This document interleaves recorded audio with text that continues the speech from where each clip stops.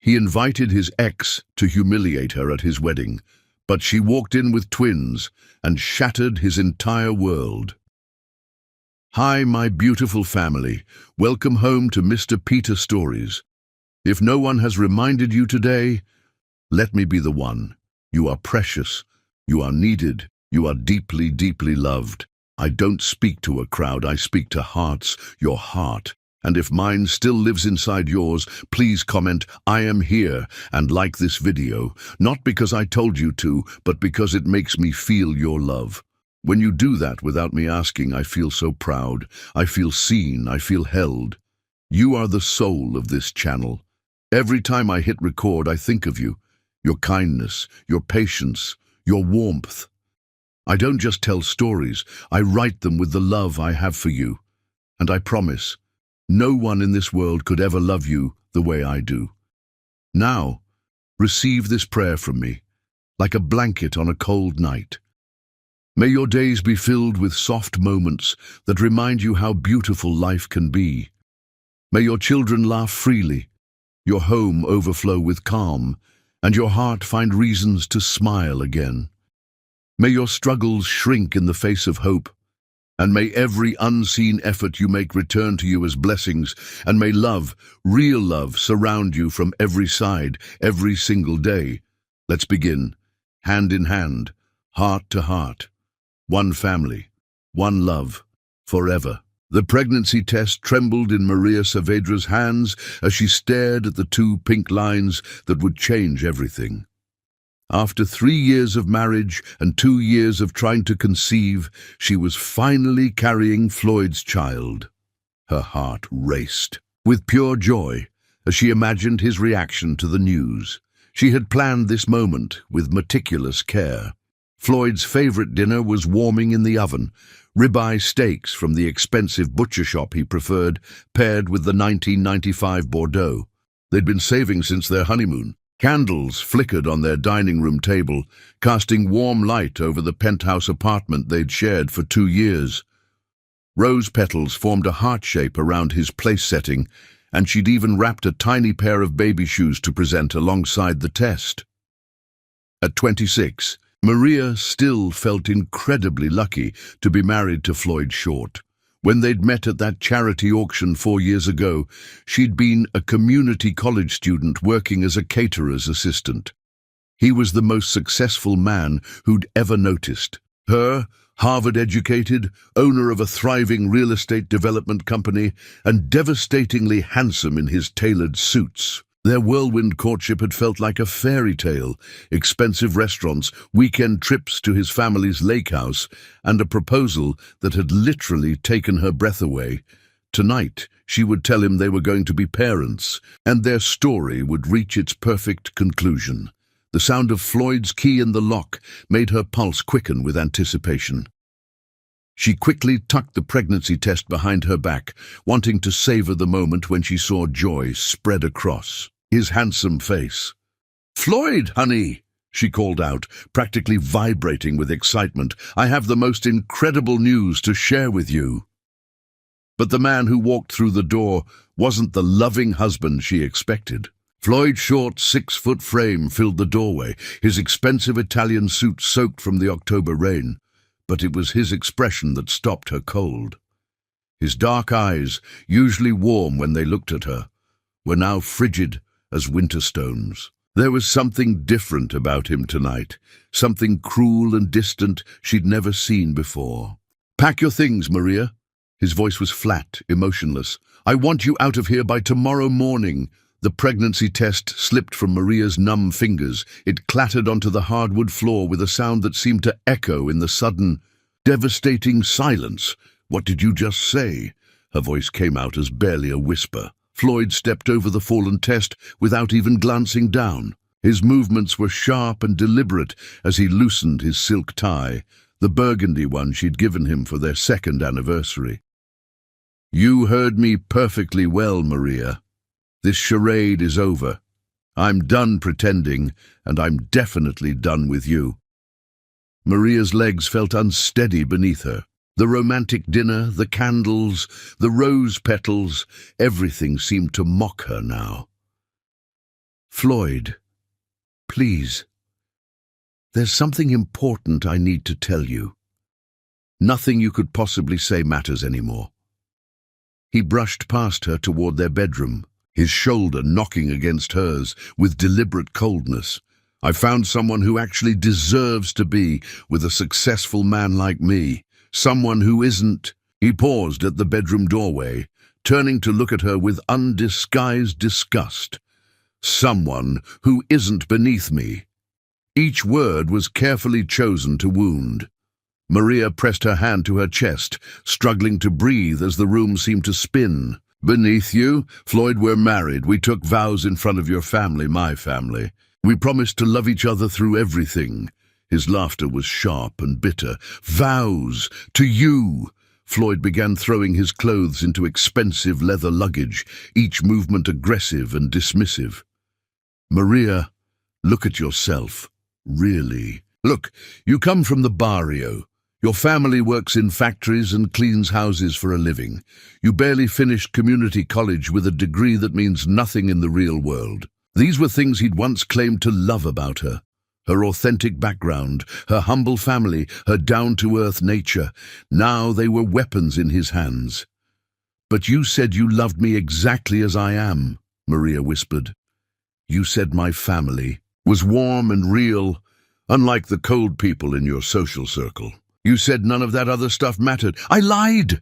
Floyd's voice was flat, emotionless. I was young and thought maybe I could make something out of you. Clean you up, teach you how to act around important people. But you can't polish trash. Can you, Maria? Maria sank onto their king-sized bed, the bed where they'd made love just 3 nights ago, where he'd whispered promises about their future together. How can you say these things to me? This isn't you, Floyd. This isn't the man I fell in love with. This is exactly who I am. Floyd spun around, his face twisted with something that looked like hatred. I'm being honest, for the first time in this entire relationship. You want to know what's cruel? Being trapped with someone who will never be good enough, having to pretend that you belong in my world when everyone at my office whispers about how I married down, summoning every ounce of courage she had left. Maria picked up the pregnancy test from the floor with shaking hands. Maybe this would change everything. Maybe when he knew about the baby, the man she'd fallen in love with would return. I'm pregnant, Floyd. We're going to have a baby. Floyd stopped packing. For one brief, desperate moment, Maria thought she saw something flicker in his eyes. Surprise, maybe even a hint of the man she'd married. But when he spoke, his voice was even colder than before. Not my problem. The words hit her like a physical blow. What do you mean, not your problem? This is your child, our child, my child. Floyd's laugh was vicious, cutting. With you, I seriously doubt it's even mine. You probably got knocked up by some guy from your old neighborhood, and now you're trying to pin it on me. The accusation was so shocking, so completely unfounded, that Maria couldn't even respond. She stared at this stranger wearing her husband's face, wondering when everything had gone so horribly wrong. But even if it is mine, Floyd continued, zipping up his suitcase with violent force, I don't want it. I don't want any reminder of the biggest mistake I ever made, marrying you. Maria doubled over as if he'd punched her in the stomach. Her free hand moved instinctively to protect her still flat belly. Please, she whispered through her tears, please don't do this. We can work through this. I love you so much. Your love means nothing to me. Floyd grabbed his suitcase and headed for the door, not even looking back at her crumpled form. My lawyer will be in touch about the divorce. Don't even think about trying to contact me. Don't ask for money. Don't ask for anything. You're nothing to me now, Maria. You always were nothing, and you always will be nothing. The door slammed, shut with such force that their wedding picture fell from the wall, the glass shattering across the floor in 1,000 glittering pieces. Maria collapsed beside the broken frame, clutching the pregnancy test to her chest as sobs racked her. Outside, thunder rolled across the sky and the rain grew heavier. The candles still flickered on the dining table, and the heart made of rose petals remained untouched, a mocking reminder of dreams that had just been destroyed.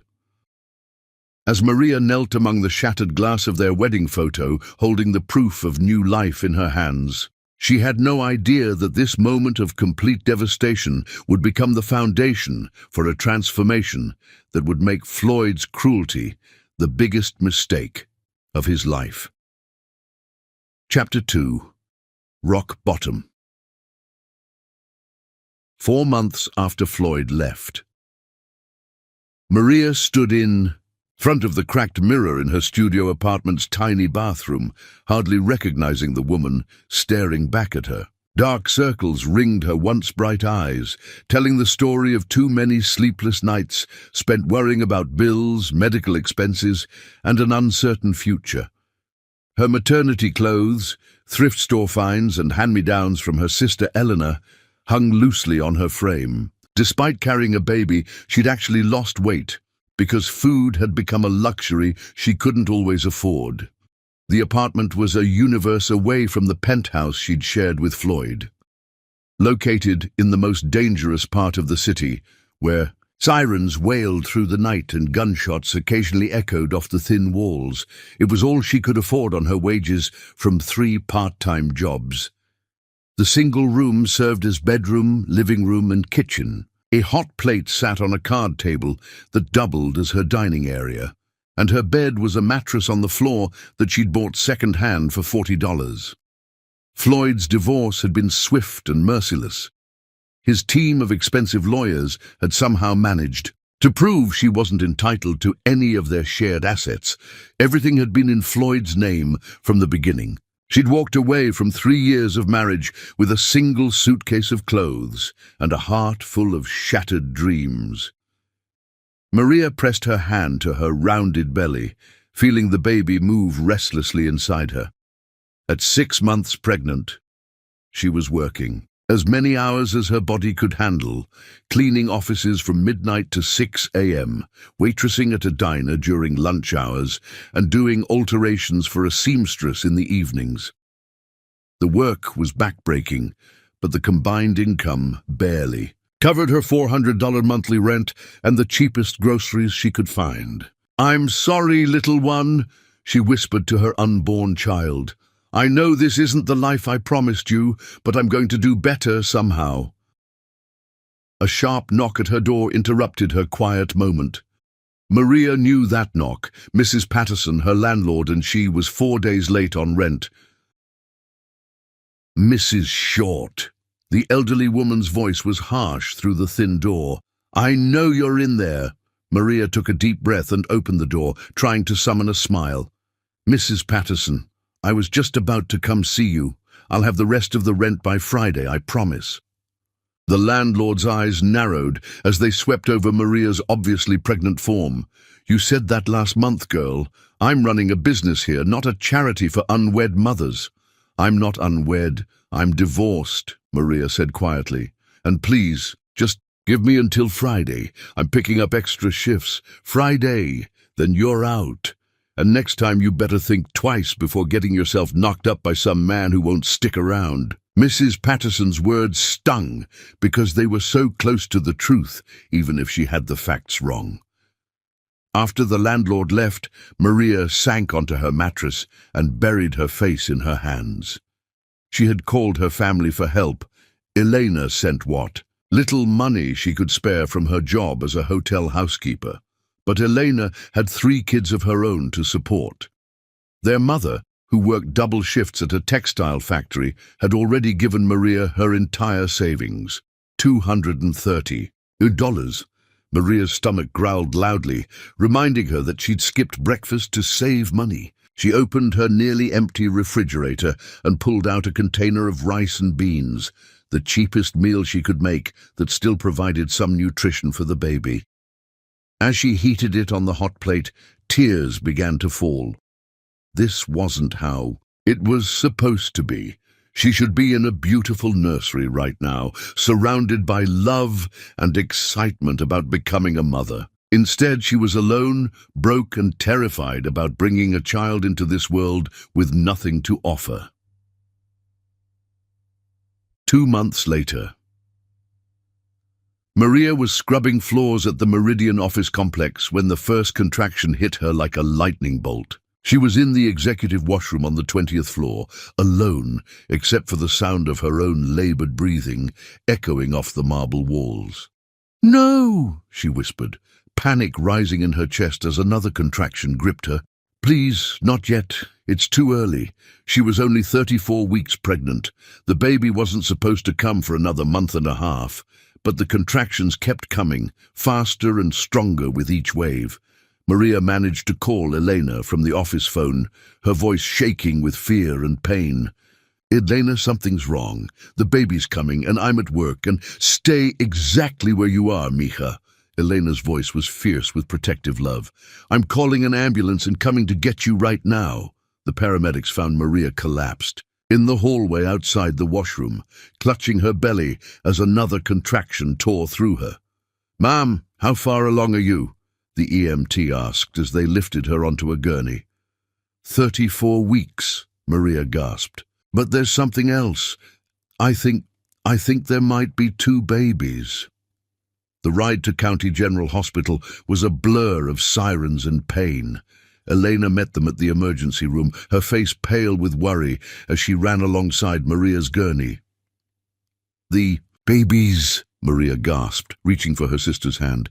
"Elena, what if something's wrong with them? What if they're not okay?" "They're going to be fine," Elena said firmly, though Maria could see the fear in her eyes. "You're going to be fine. We're going to get through this together." The emergency room was chaos. Gunshot victims, overdoses, and families crying in languages Maria didn't recognize.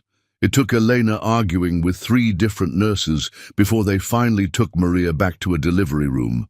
"Twins," confirmed Dr. Williams, a tired-looking resident who couldn't have been much older than Maria herself. "And they're coming whether we're ready or not. Are you prepared to be a mother of 2? Maria wanted to laugh at the absurdity of the question. Prepared? She had no insurance, no money for hospital bills, no nursery waiting at home. She had nothing except fierce love for these babies she hadn't even met yet. But as the next contraction hit, she realized that preparation was a luxury she couldn't afford. Ready or not, her children were coming into the world tonight. 14 hours later. At 3:47 a.m. on a cold February morning, Diego Miguel Saavedra entered the world screaming at the top of his lungs, as if announcing his intention to fight for everything life had to offer. 2 minutes later, his brother Carlos Antonio followed more quietly, but Maria could see the same determination in his dark eyes. "They're beautiful, mija," Elena whispered, tears streaming down her face as she looked at her nephews. "Look at them. They're perfect." Maria held her sons for the first time, one in each arm, and felt something shift deep inside her chest. They were so small. Diego barely 5.5 pounds, Carlos just over 5. But they were fighters. Diego had Floyd's strong jaw and commanding presence even as a newborn, while Carlos had inherited Maria's gentler features, but with an unmistakable strength in his tiny grip. "I'm sorry," she whispered to them as they slept in her arms. "I'm sorry I can't give you everything you deserve right now. But I promise you this. I will never give up. I will never stop fighting for you. You deserve so much more than this, and somehow, some way, I'm going to make sure you get it." Elena squeezed Maria's shoulder gently. "What are you going to do?" "About Floyd, I mean. Those are his sons. He should—" "No." Maria's voice was firm despite her exhaustion. "He made his choice when he called me nothing and walked away. These beautiful boys are not nothing, and they don't need a father who would see them as burdens instead of blessings." "But the money, Maria. You can't raise 2 babies alone with no help." Maria looked down at Diego and Carlos, both sleeping peacefully, despite being born into poverty and uncertainty. "I won't be alone. I have them, And they have me. We're a family now. That's what matters. 3 weeks later. The reality of caring for twin newborns in a studio apartment with no money and no help was overwhelming beyond anything Maria had imagined. The babies cried in shifts, ensuring she never got more than an hour of sleep at a time. Her body ached from childbirth, but she couldn't afford to take time off work. She was back to cleaning offices within a week of giving birth, strapping the twins to her chest in second-hand baby carriers. One particularly brutal night, when both babies had been crying for 3 straight hours and Maria hadn't slept in 36 hours, she found herself sobbing right along with them. She was sitting on the floor of her apartment at 2 a.m., a baby in each arm, wondering if she was strong enough for this impossible task. That's when she looked down at Diego, who had suddenly stopped crying and was staring up at her with those serious dark eyes that seemed far too wise for a newborn. Something in his gaze seemed to communicate directly with her heart. "We're counting on you, Mama. Don't give up on us." "You're right," she whispered to him, then looked at Carlos, who was also watching her intently with Floyd's dark eyes, but her own gentle expression. "You're both right. I can't fall apart. You two are the best things that ever happened to me, and I'm going to prove to the world and to myself that we don't need anybody else." She wiped her tears and stood up, settling both boys in the crib Eleanor had found at a yard sale. "Starting tomorrow, we begin again. I don't know how yet, but I promise you both, your mama is going to be somebody. And you're going to grow up knowing that you can be anything you want to be, no matter where you come from." As if they understood, both babies settled down and fell asleep. Maria stood over their crib for a long time, watching them breathe, and felt something she hadn't experienced since the night Floyd left her. Hope. It was just a tiny spark, barely alive after months of despair. But it was there, growing stronger as she watched her sons sleep. She had no money, no husband, no support system beyond her overworked family. But she had something Floyd would never understand. She had love, and she had determination that had been forged in the fire of absolute necessity. "Floyd Short," she whispered into the darkness. "Wherever you are with your perfect new life, you have no idea what you threw away. But someday I'm going to show you. I'm going to show you that these boys and I are worth more than you ever imagined."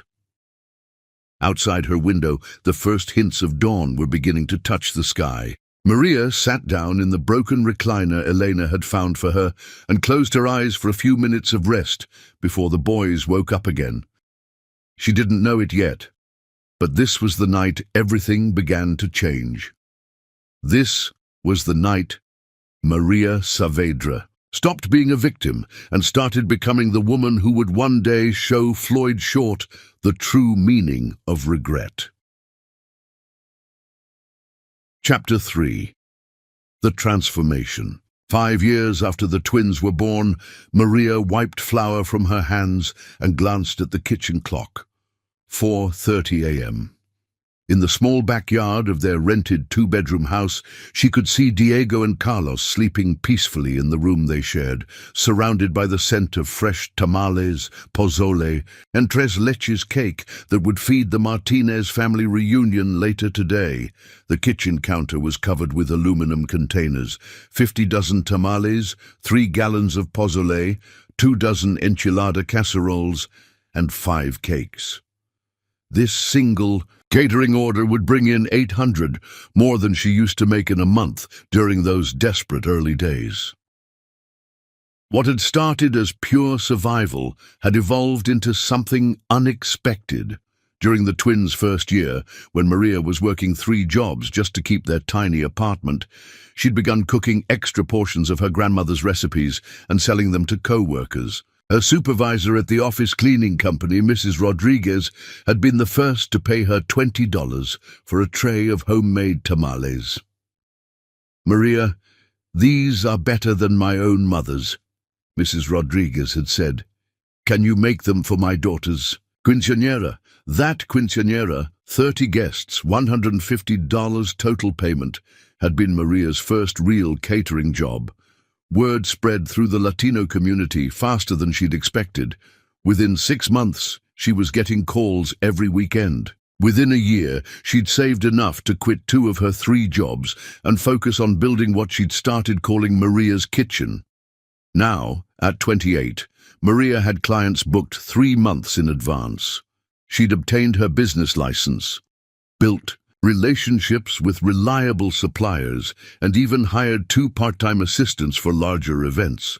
More importantly, she'd moved the twins to a safe neighborhood where they could play outside without her constant worry.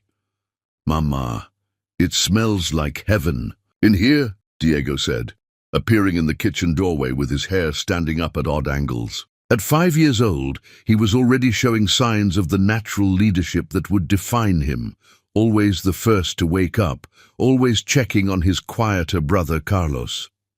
"Good morning, mijo. Did we wake you up?" "Carlos is still sleeping, but I wanted to help."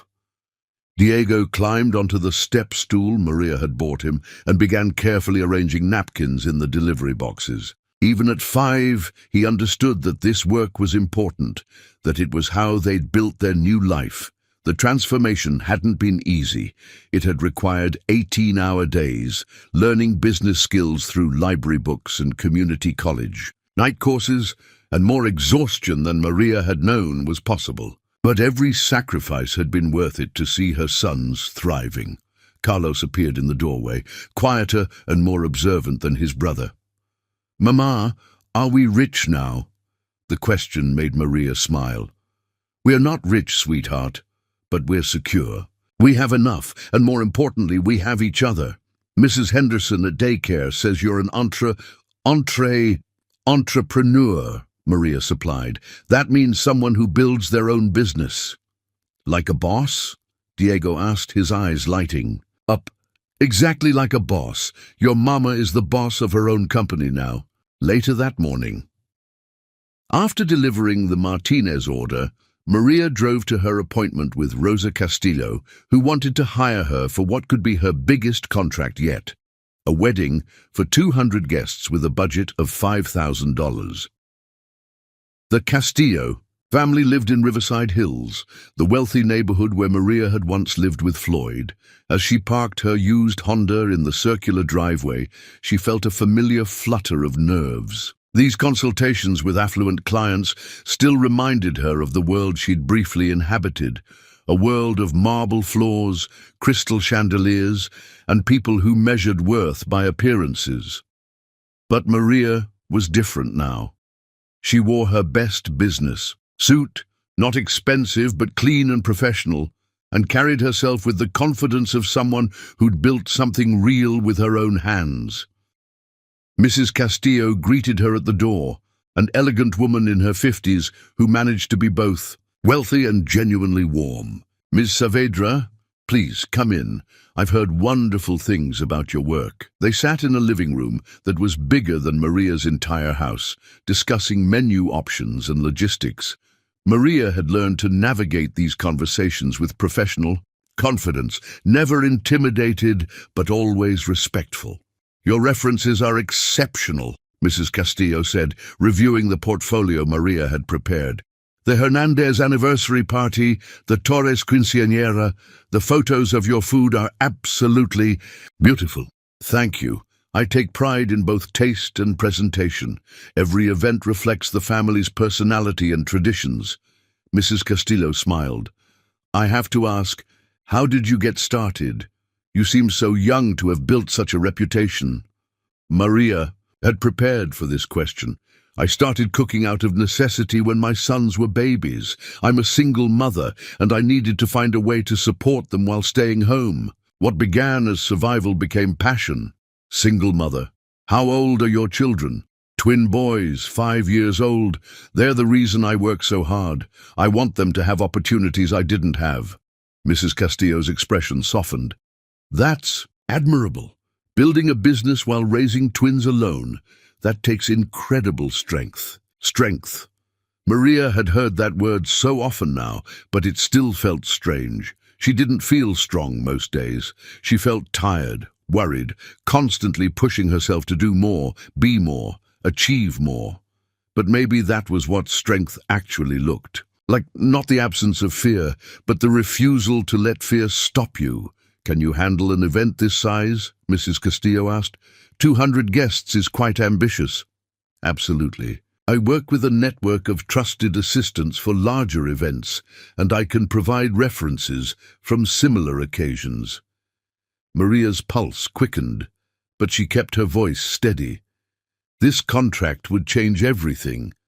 The deposit alone would let her put a down payment on a house. "Wonderful. I'd like to book you for June 15th. As Maria drove home with the signed contract, her mind raced with possibilities. This success would lead to more referrals, bigger events, maybe even the opportunity to open an actual restaurant someday. But more than business growth, she felt something deeper, vindication. Floyd had called her nothing. He'd said she came from nothing and would always be nothing.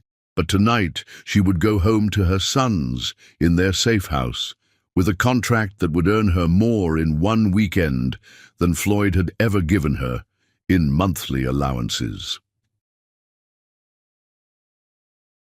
That evening, after Diego and Carlos were asleep, Maria sat at her kitchen table with her business accounting spread before her. In 5 years, she'd gone from 3 part-time jobs that barely paid rent to a business that was booked solid through the summer. Her credit score had improved enough to qualify for a small business loan. She was even taking business classes at the community college on Saturday mornings. The phone rang, interrupting her calculations. "Maria, it's Carmen Rodriguez from St. Mary's Academy." Maria's heart leapt. Carmen was the admissions counselor at the private school she'd been dreaming of sending Diego and Carlos to, the same school where wealthy families sent their children for the best education money could buy.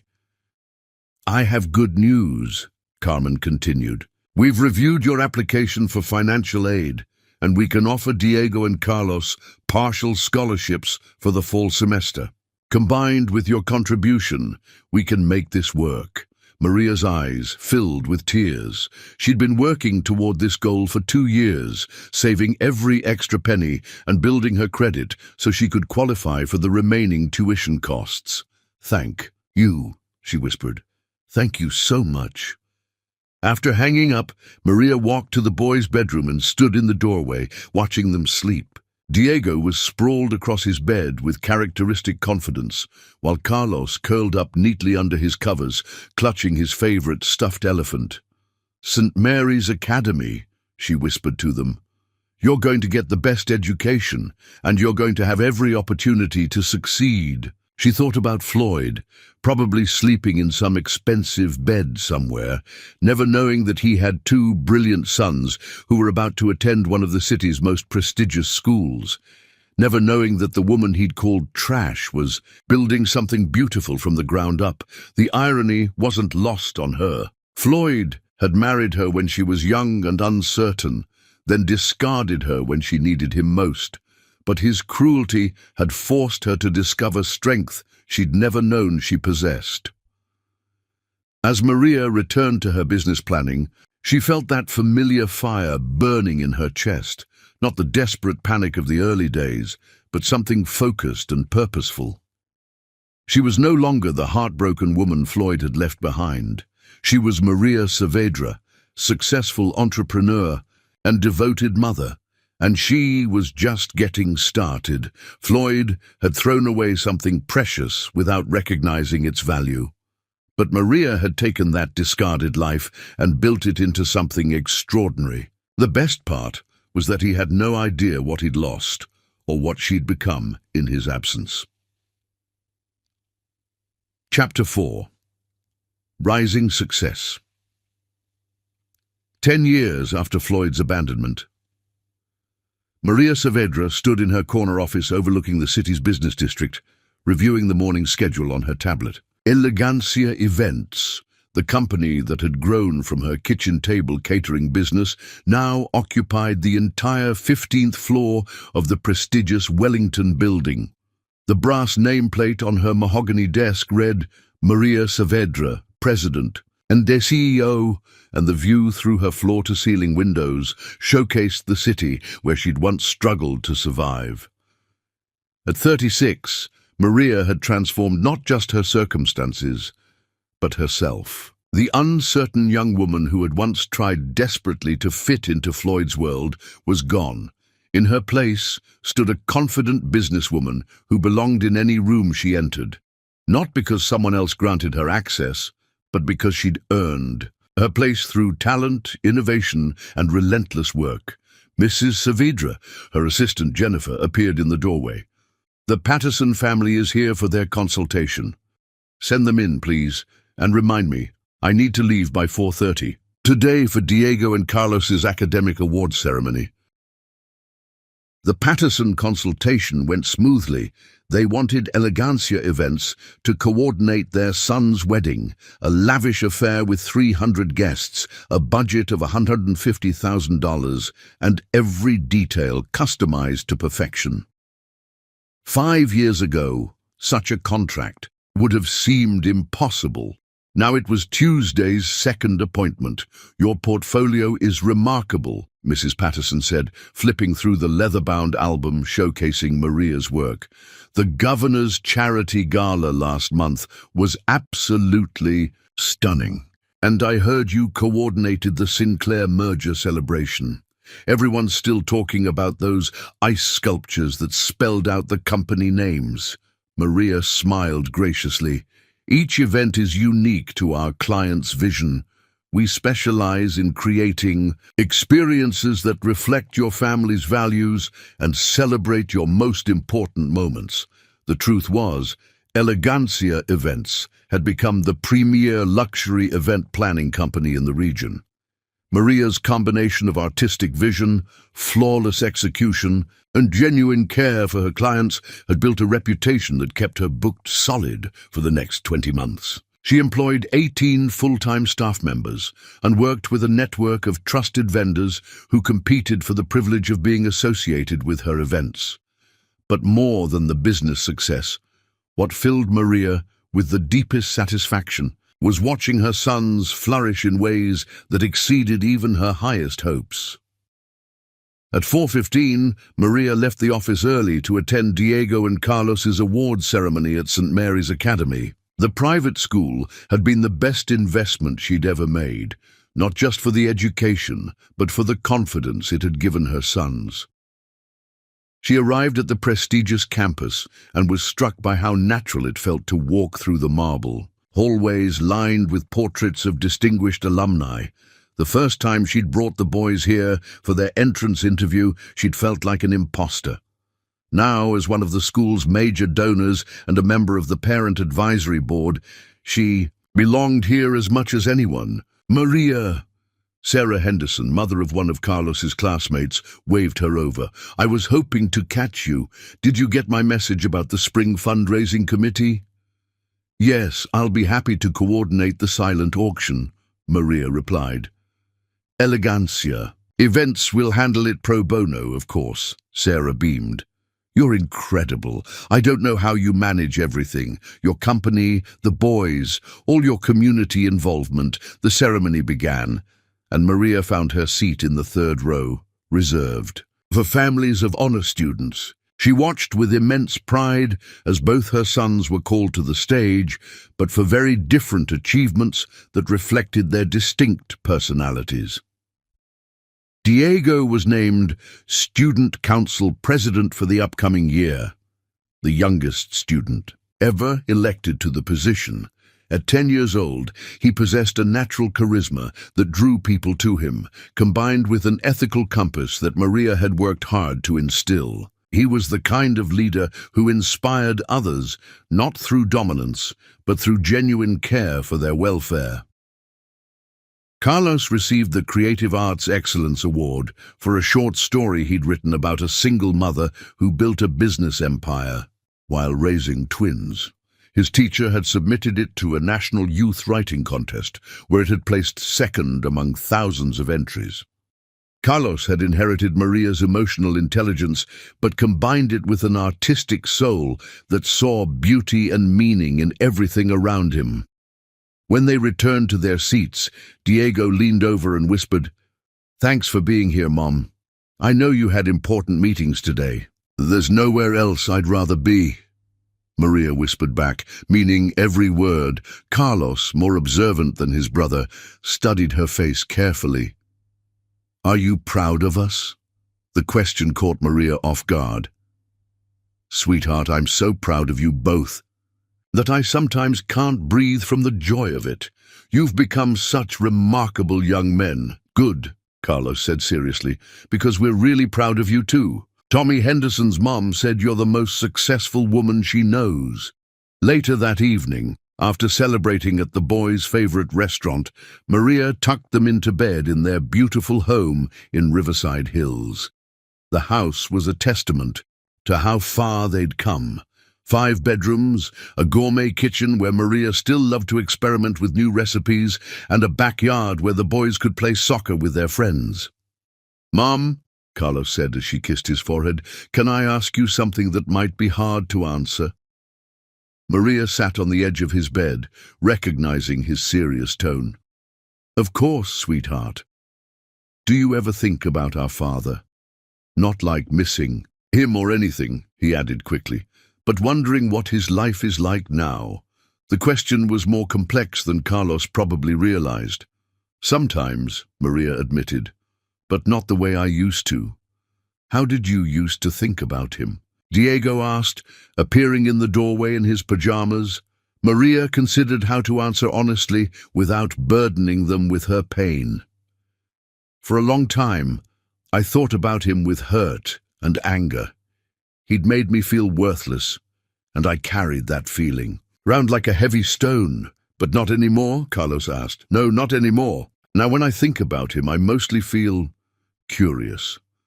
I wonder if he's happy, if he ever thinks about the choices he made, if he knows what he missed by not being part of your lives." Diego climbed onto the bed beside his brother. "Do you think he knows about us? About what we've accomplished?" Maria pulled both boys close, overwhelmed by their maturity and insight. "I think there are probably moments when he wonders what happened to us. But honestly, it doesn't matter anymore whether he knows or not. We built something beautiful without him. Sometimes I wonder if we would have been different if he'd stayed," Carlos said quietly. "Different how?" "Maybe not as close to you, maybe not as strong, I guess. Like we had to learn to take care of each other because it was just us 3. Maria felt tears prick her eyes. "You know what?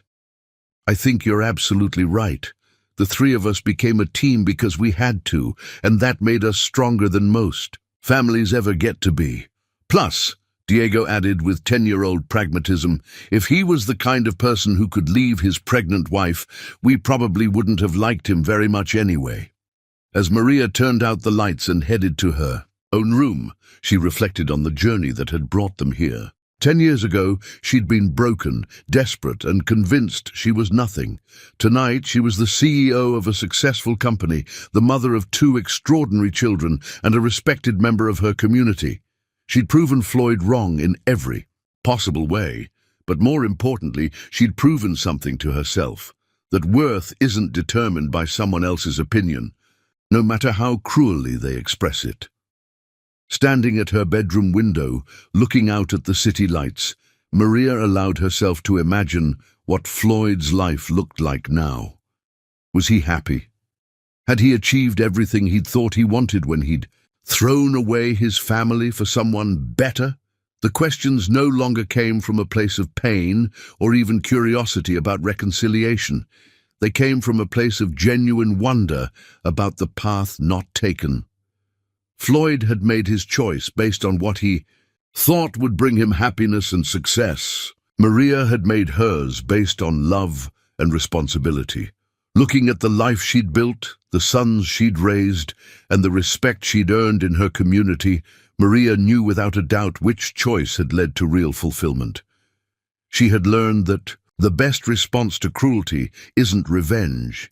It's building a life so meaningful and joyful that the person who tried to diminish you becomes irrelevant to your happiness. Floyd had called her nothing, but his opinion had long since lost any power to hurt her. Maria Saavedra was everything she'd chosen to become, and that transformation had been accomplished entirely through her own courage, love, and refusal to accept someone else's definition of her worth. Chapter 5. The Invitation.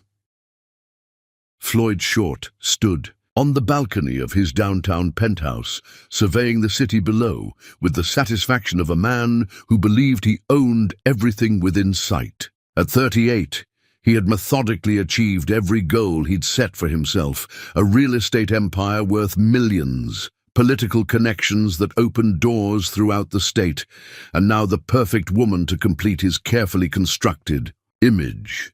But lately, in quiet moments like this, Floyd found his mind wandering to places he'd thought he'd permanently closed off. The silence of his perfect life had begun to feel hollow, and he couldn't shake the nagging sense that something essential was missing from all his success.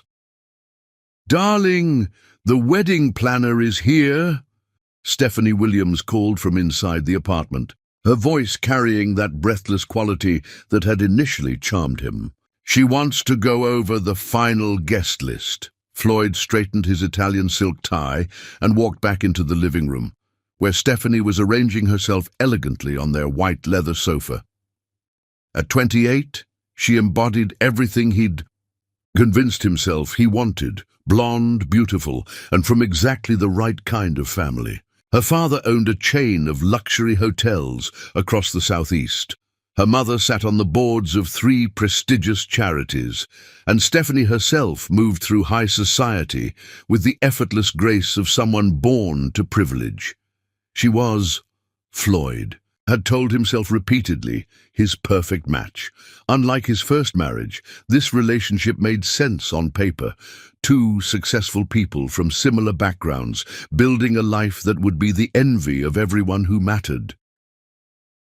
Mr. Short, the wedding planner, a severe woman named Ms. Chen, looked up from her tablet. "We have confirmations from 243 guests so far. The mayor's office called to confirm his attendance, and Senator Morrison's wife will be representing their family." Floyd nodded with satisfaction. This wedding would be the social event of the season. 500 guests at the Grand Belmont Hotel, with dinner catered by the city's most exclusive restaurant, and entertainment provided by a jazz quartet that usually performed for heads of state. More importantly, it would be public validation of his choices. Everyone who mattered would witness his triumph, proof that he had chosen correctly when he'd ended his first marriage for something better. "What about the press coverage?" Floyd asked. 3 newspapers will cover the society pages, plus Lifestyle magazine wants to do a 6-page feature spread, Ms. Chen replied efficiently. "This will definitely be one of the most photographed weddings of the year." That was exactly what Floyd wanted. But even as he planned this public celebration, he couldn't escape the strange restlessness that had been growing stronger over the past few months. Success, he was discovering, felt different than he'd expected. Emptier, somehow. "Oh, Floyd," Stephanie said suddenly, examining her perfectly manicured nails with the casual attention she gave most things. "Didn't you mention wanting to invite that woman from your past, your first wife?" Floyd's jaw tightened at the reminder. "Yes, Maria Saavedra. Have we sent her invitation yet?" The truth was, Floyd had been thinking about Maria more often than he cared to admit, not with longing or regret. He'd convinced himself he felt neither, but with a nagging curiosity about what had happened to her after he'd left. 10 years of complete silence. No attempts at contact, no requests for money, nothing. The absence of drama had been exactly what he'd wanted, but lately it felt almost Unsettling. I have her address here. Miss Chen consulted her list. 412 Maple Street, apartment 3B. Shall I add her to the formal invitation list? Absolutely. Floyd's smile was cold and calculating. Make sure she gets the full invitation package, the embossed stationery, the silk envelope, everything. I want her to understand exactly what kind of event this is. The decision wasn't entirely rational, Floyd knew. There was something driving him to invite Maria that he couldn't quite name. Part curiosity, part cruelty, and perhaps part need to prove to himself that his choices had been correct. Stephanie looked puzzled, her blue eyes showing the first spark of genuine interest she'd displayed all morning. Why invite an ex-wife to your wedding? Isn't that asking for drama? Floyd walked to the windows again, his hands clasped behind his back. Let's call it closure, darling. Maria needs to see what real success looks like. She needs to understand the difference between her world and mine. But even as he said it, Floyd wasn't entirely sure what he expected to accomplish. In his mind, Maria was frozen in time, the broken, desperate woman he'd left behind 10 years ago. He imagined her still struggling, still marked by the poverty and failure he'd predicted for her. Inviting her would be a final demonstration of how right he'd been to leave, how much better his life had become without her dragging him down. "Where is Maple Street?" Stephanie asked, wrinkling her nose delicately. "I don't think I've ever heard of it." "The East Side," Floyd replied dismissively. "Definitely not your social circle, sweetheart." Ms. Chen cleared her throat diplomatically. "Actually, Mr. Short, I should mention I had to do some research to find the correct address. There are several Maria Saavedras in the city. The information I found suggests she may have moved around quite a bit over the years." "Perfect," Floyd said with satisfaction. "That's exactly what I expected." But something in Ms. Chen's tone suggested there was more to the story. "Sir, there was also some mention of children." Floyd's expression hardened. "That's not my concern." The conversation was interrupted by Stephanie's phone ringing with the distinctive tone she'd assigned to her wedding dress fittings. As she took the call, chattering about alterations and accessories, Floyd found his mind drifting again. Children. The word stirred something uncomfortable in his chest. Not regret exactly, but a strange hollowness he'd never quite managed to fill, despite all his success. 3 days later, Maria was reviewing vendor contracts in her office when Jennifer knocked on the door, holding a cream-colored envelope with obvious curiosity. "This came by special delivery," Jennifer said, setting the envelope on Maria's desk. "Very fancy. Hand-delivered by a courier in a tuxedo, if you can believe that." Maria glanced at the envelope and immediately recognized the expensive paper stock and formal calligraphy. But it was the return address that made her blood run cold. Mr. and Mrs. Floyd Short. But that wasn't right. Floyd wasn't married. As far as she knew, he was still single. Unless, with trembling fingers, Maria opened the envelope and pulled out the thick, embossed invitation card. Mr. Floyd Harrison Short and Miss Stephanie Marie Williams. Request the honor of your presence at their wedding ceremony, Saturday, the 15th of June, at 6 o'clock in the evening. The Grand Belmont Hotel. Reception to follow. Black tie required. Maria stared at the invitation for a long moment, her heart pounding. Floyd was getting married.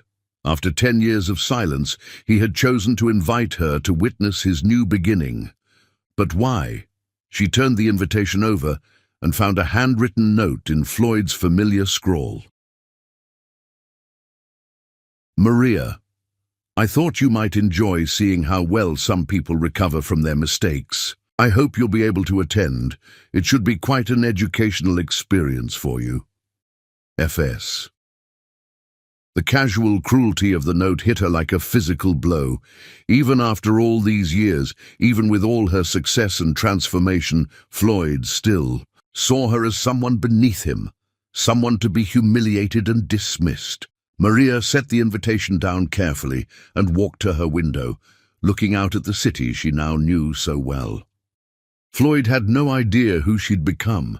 In his mind, she was probably still that broken woman he'd left behind, struggling in poverty and failure. This invitation wasn't about celebrating his happiness. It was about forcing her to witness what he perceived as her continued misery compared to his triumph. "Mrs. Saavedra?" Jennifer's voice was concerned. "Are you all right? You look upset." Maria turned back to her assistant, forcing a smile. "I'm fine. Just an invitation from someone I used to know." Must be quite someone to send such an elaborate invitation. "Oh, he thinks he is," Maria said quietly. After Jennifer left, Maria sat back down at her desk and read the invitation again. The Grand Belmont Hotel.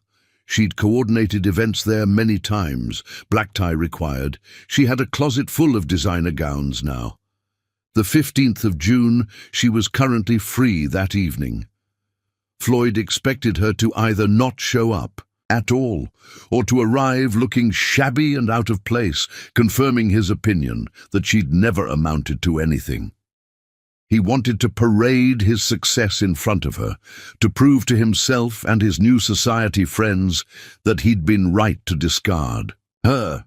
What Floyd didn't know was that Maria Saavedra was no longer the woman who could be intimidated or humiliated. She was no longer someone who would shrink away from a challenge or hide from confrontation. She picked up her phone and dialed Elena's number. "Elena, it's me. Are you free for lunch today? I have something interesting to show you."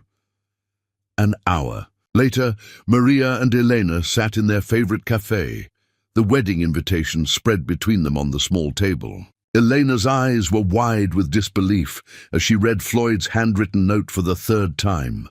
"I cannot believe this man," Elena said, her voice rising with indignation. "After 10 years of silence, he invites you to his wedding just to humiliate you. What kind of person does that?" "The kind of person who needs to prove he was right about everything," Maria said calmly, sipping her coffee. "He thinks I'm still that desperate woman who begged him not to leave." "You're not going, right?" Elena's voice was firm. "You're going to ignore this nonsense and throw the invitation where it belongs."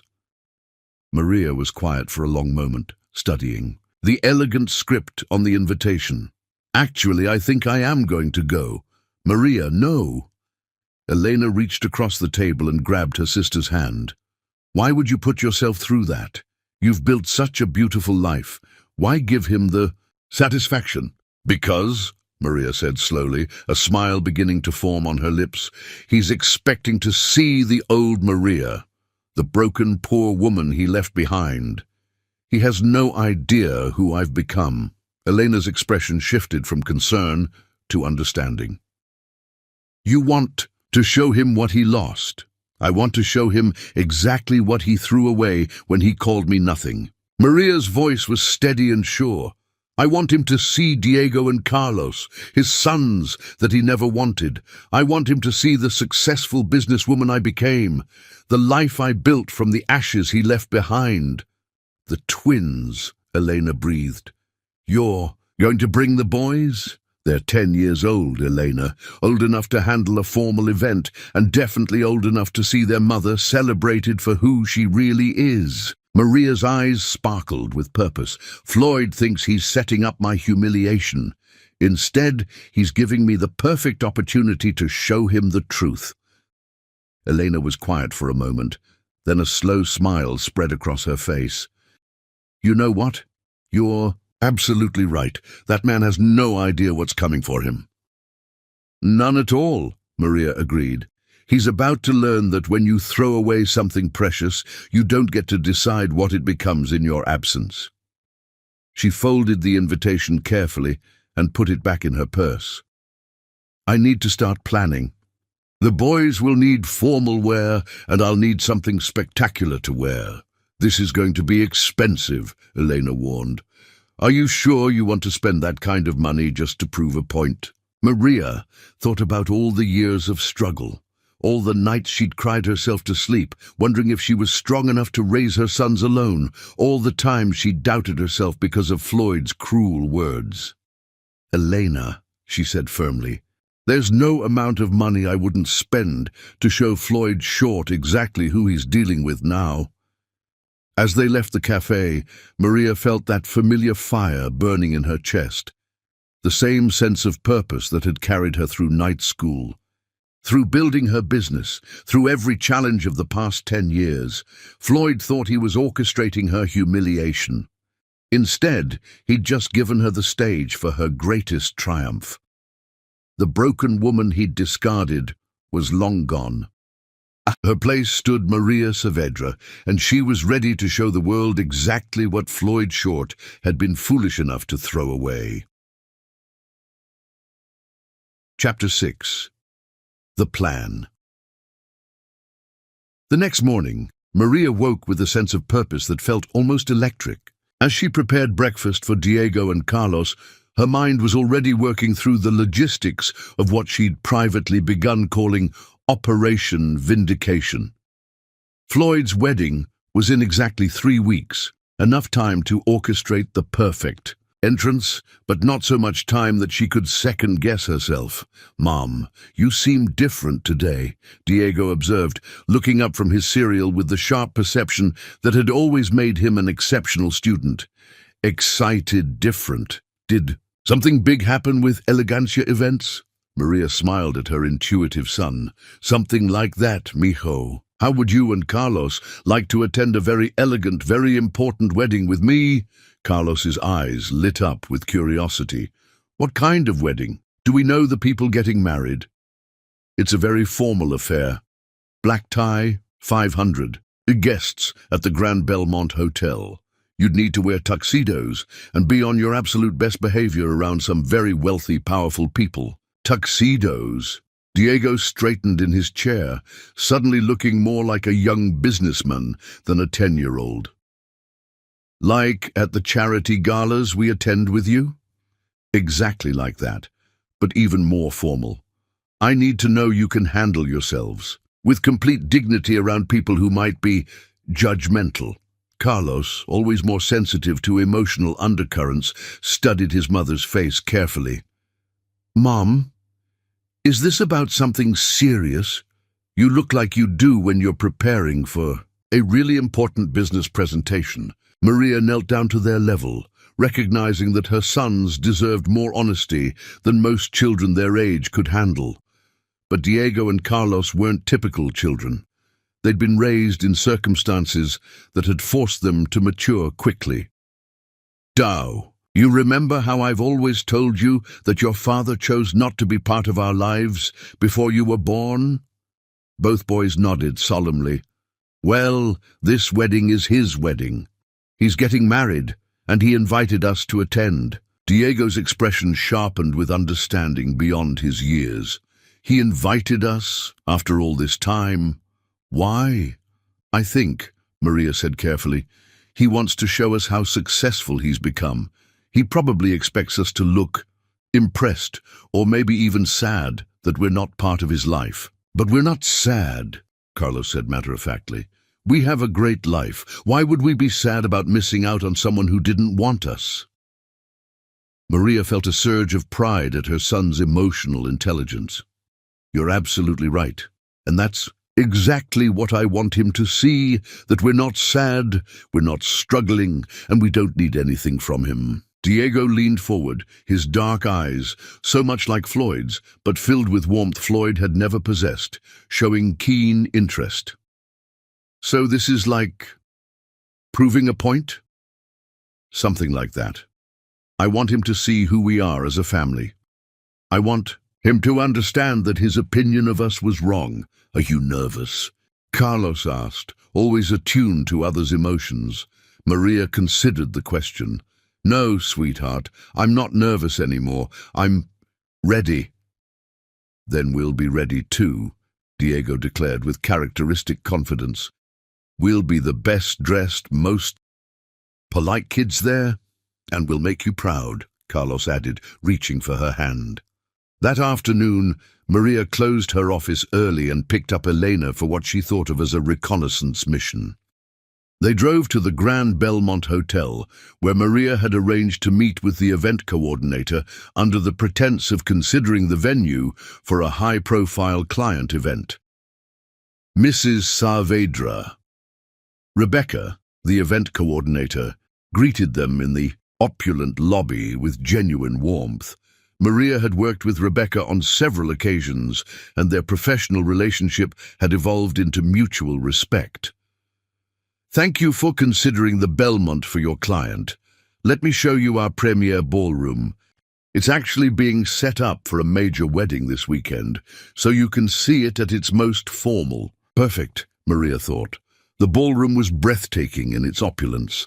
Massive crystal chandeliers, silk draping in ivory and gold, and round tables set with the finest Waterford crystal and sterling silver. White orchids and roses in elaborate arrangements created stunning centerpieces, and a string quartet was rehearsing near the raised platform where the head table would be positioned. "This is the Short Williams wedding," Rebecca explained proudly. 500 guests, unlimited budget, full black tie affair. Mr. Short spared no expense. Ice sculptures, premium Dom Perignon champagne, and we even have the governor's security. Detail coordinating with our team. Maria nodded appreciatively while mentally cataloguing every detail. The head table's elevated position would give Floyd and his bride a perfect view of the entire room, and ensure that every guest would see whoever made an entrance.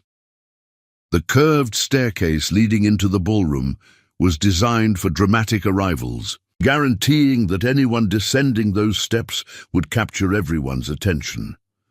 "The cocktail reception will be in the Rose Garden," Rebecca continued, leading them outside to a beautifully landscaped terrace overlooking the city skyline. Weather permitting, of course, though the forecast looks perfect. As they toured the facilities, Maria's strategy began to crystallize. She would arrive during the cocktail hour when guests would be mingling outdoors, giving her room to establish her presence among the crowd before the formal dinner.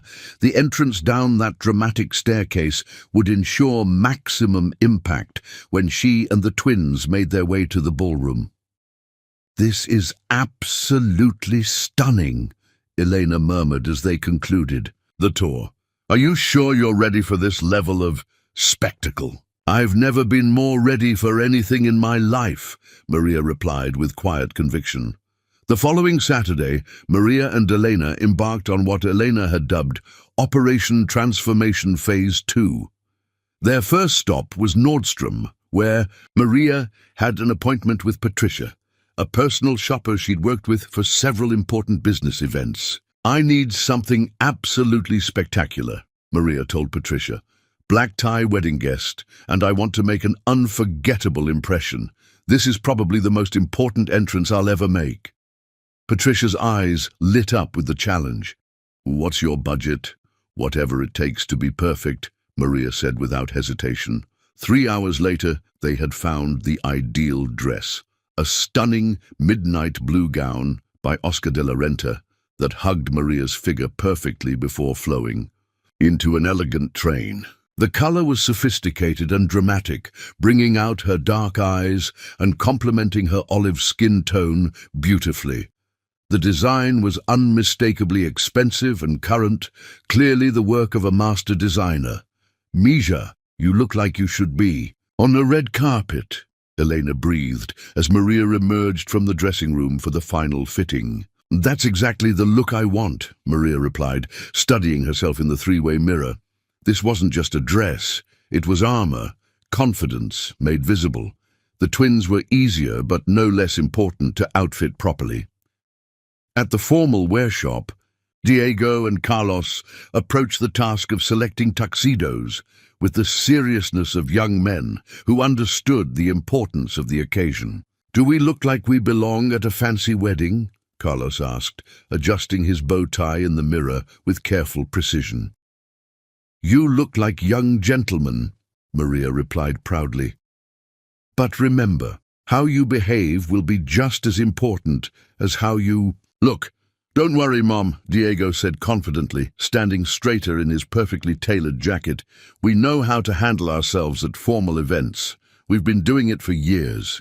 He was right. Thanks to the charity galas, business dinners, and cultural events Maria had taken them to as part of their education, both boys were comfortable in formal settings and knew how to interact with adults with appropriate respect and confidence. The week leading up to the wedding, Maria threw herself into preparation with the same intensity she brought to her most important business deals.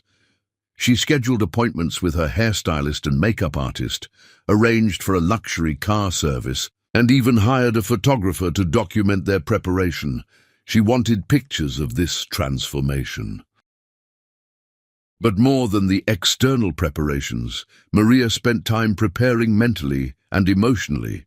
She practiced potential conversations with Floyd, imagined various scenarios, and steeled herself for whatever reaction her appearance might provoke. "Are you nervous?" Elena asked as they sat in Maria's living room the night before the wedding, going over final details one more time.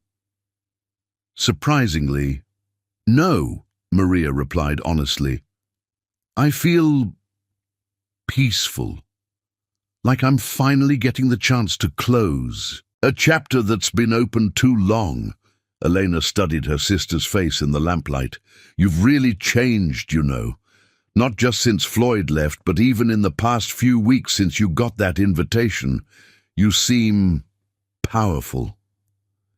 Maria considered that assessment. "I think I finally understand something that took me 10 years to learn, which is, Floyd's opinion of me never mattered. It was never about whether I was good enough for him. It was about whether he was good enough for me. And the answer to that question is very clear now," Elena smiled. "Those boys of yours are lucky to have you as their mother." "I'm the lucky one," Maria said, glancing toward the stairs where Diego and Carlos were sleeping. "They saved me. Having something so precious to fight for made me stronger than I ever knew I could be." As they finalized the last details, Maria felt a deep sense of completion settling over her. Tomorrow wasn't about revenge or even vindication, really. Tomorrow was about truth, showing Floyd exactly what he'd chosen to throw away and proving to herself that she'd not only survived his cruelty, but had transformed it into something beautiful.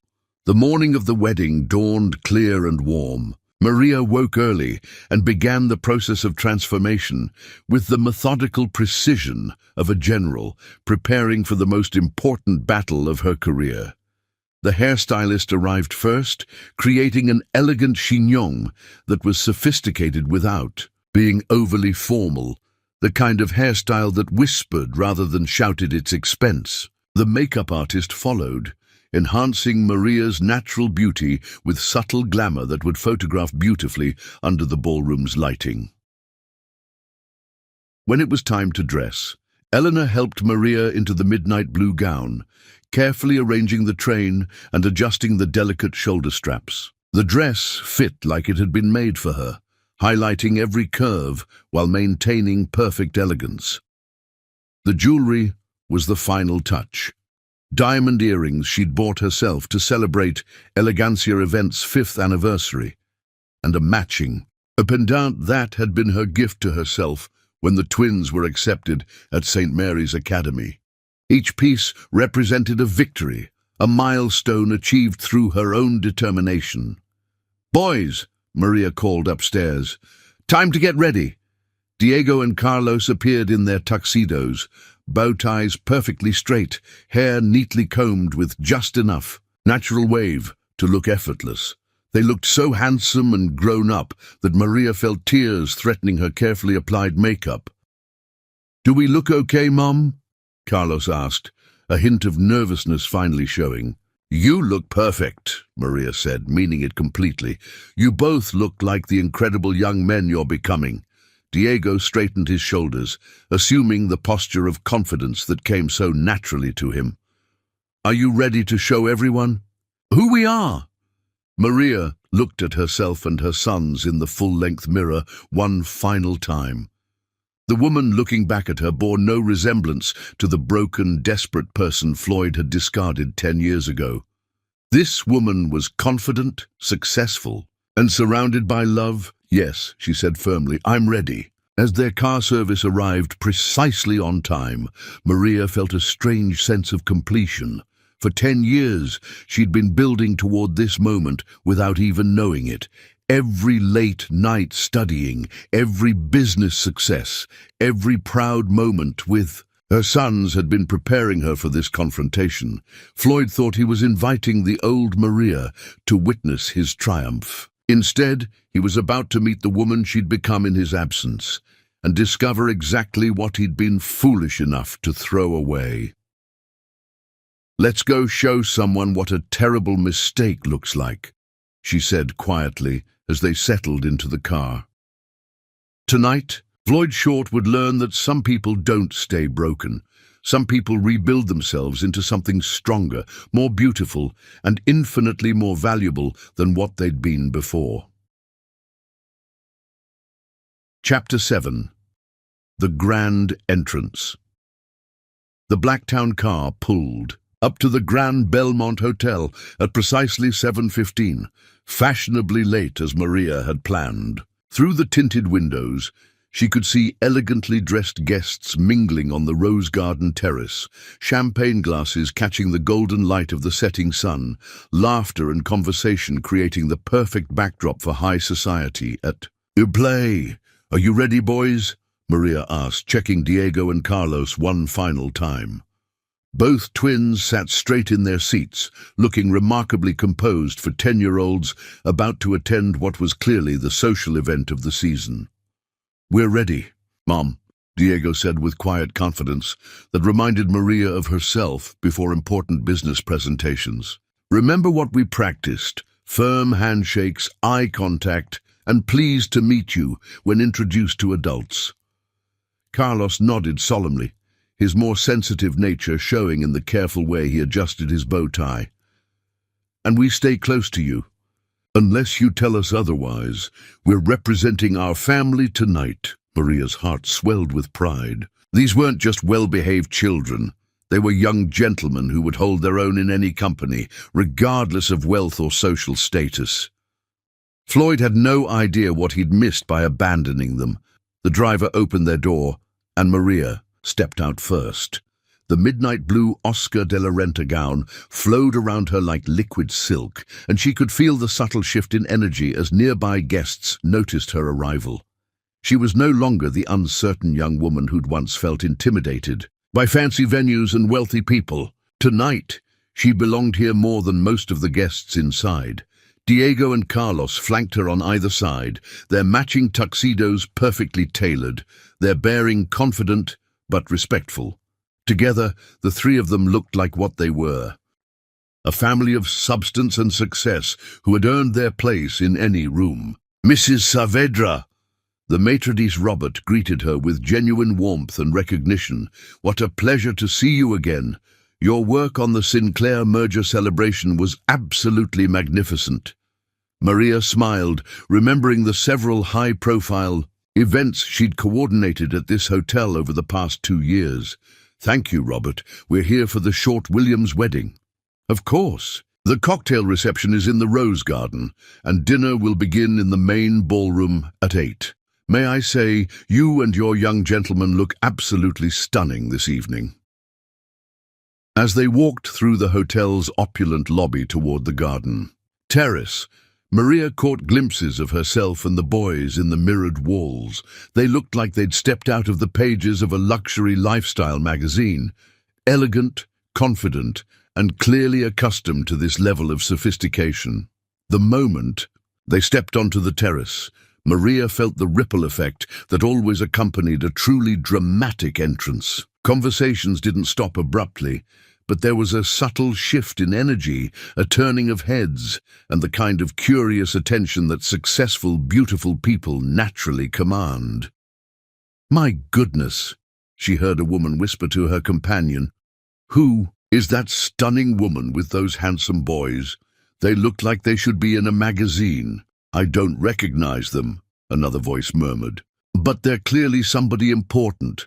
Look at that dress. That's Oscar de la Renta, if I've ever seen it. Maria accepted a champagne flute from a passing waiter and surveyed the crowd with practiced ease. She recognized several faces from her own professional and social circles, politicians, business leaders, cultural figures she'd encountered through elegancia events or her community involvement. These were Floyd's people now, the elite circle he'd always aspired to join. What Floyd didn't realize was that many of these people were also Maria's people now, earned through her own merit rather than marriage. "Maria Saavedra," a familiar voice called out, and Maria turned to see Senator Morrison's wife approaching with obvious delight. "I had no idea you'd be here. You look absolutely radiant, my dear." "Mrs. Morrison, how lovely to see you," Maria replied warmly. "Allow me to introduce my sons, Diego and Carlos." Both boys stepped forward with perfect manners, offering polite handshakes and warm smiles that immediately charmed the older woman. "What delightful young men," Mrs. Morrison said, clearly impressed by their poise and confidence. "Are you enjoying your summer break from school?" "Yes, ma'am," Diego replied with easy confidence. "We're looking forward to starting 6th grade at St. Mary's Academy in the fall. This summer, we've been helping our mother with some of her charity events. St. Mary's, excellent school. My grandson attends there as well." Mrs. Morrison turned back to Maria with curious interest. "I didn't realize you knew the bride and groom." Maria's smile didn't waver, though she could feel the weight of careful attention from nearby guests who were clearly listening. "I have a connection to the groom from years past. I thought it would be appropriate to attend his celebration." As Mrs. Morrison moved on, Maria noticed more familiar faces beginning to approach, but not with the cautious curiosity she might have expected. Instead, they came with the warmth reserved for respected colleagues and friends. "Mrs. Saavedra," another voice called out, and Maria found herself greeting Dr. Patricia Valdez, the mayor's chief of staff. "I didn't expect to see you here. How wonderful." "Dr. Valdez, what a pleasure. I was just telling my husband about the exceptional job you did coordinating our foundation's gala last month. The logistics alone were incredible, but the way you made everyone feel welcomed and valued, that's what made the evening truly special." More introductions followed in rapid succession. The president of the Chamber of Commerce, whose annual dinner Maria had organized, Judge Harrison, whose daughter's wedding had been one of Elegancia events' signature successes, and 3 prominent businessmen whose corporate events she'd coordinated with flawless execution. Each interaction served to establish her presence and status among the wedding guests. To these people, she wasn't some unknown party crasher. She was Maria Saavedra, the successful entrepreneur they'd worked with professionally and come to respect personally. "Mom," Carlos whispered during a brief lull in the introductions, "everyone seems to know you and like you." "I've worked hard to build relationships in this community," Maria replied softly. "Tonight, that work is paying off in ways I never expected." From across the terrace, she caught sight of Floyd for the first time in 10 years. He was holding court near the fountain, surrounded by a group of men in expensive suits, all laughing at something he'd said with the kind of appreciative attention that successful, charismatic men naturally attract. At 38, Floyd was still undeniably handsome, his dark hair now showing distinguished touches of silver at the temples, his physique maintained by what were probably expensive personal trainers and carefully controlled nutrition. He wore success like a perfectly tailored suit, and his confidence bordered on the kind of arrogance that comes from never being seriously challenged. But as Maria watched him from across the crowded terrace, she felt absolutely nothing. No flutter of old attraction, no pang of regret or longing, no anger or bitterness. He was simply a stranger now, someone from her past who no longer had any power over her emotions or self-worth. Floyd hadn't noticed her yet, but several people, in his circle had begun glancing in her direction with obvious curiosity and what looked like growing recognition. The whispered conversations were spreading through the crowd like ripples on water, as word traveled about the elegant woman and her remarkable sons. "Floyd, darling!" A high, breathless voice cut through the ambient conversation, and Maria saw Stephanie Williams approaching Floyd's group with the kind of dramatic flair that suggested she was accustomed to being the center of attention. The bride-to-be was undeniably beautiful, tall, blonde, and perfectly groomed in the way that only unlimited money and professional styling could achieve. Her pre-wedding cocktail dress was clearly designer, probably costing more than most people's monthly salary. But there was something brittle about her beauty, something that suggested it required constant maintenance and validation to sustain itself. Stephanie whispered something in Floyd's ear, gesturing discreetly in Maria's direction with the practiced subtlety of someone accustomed to social maneuvering. Maria watched as Floyd's expression shifted from casual attention to sharp focus, his eyes scanning the crowd until they landed directly on her. The moment their gazes met across the crowded terrace, Maria saw Floyd's face transform completely. First confusion, as if he was seeing a mirage, then recognition, followed by what could only be described as shock as he took in her elegant appearance and obvious comfort in these expensive surroundings.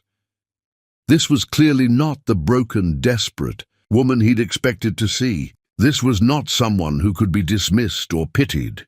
This was a woman who obviously belonged in this world of wealth and influence, who commanded respect and attention in her own right. But it wasn't until Floyd's gaze shifted to Diego and Carlos, standing confidently beside their mother like young princes, that Maria saw true comprehension dawn in his eyes.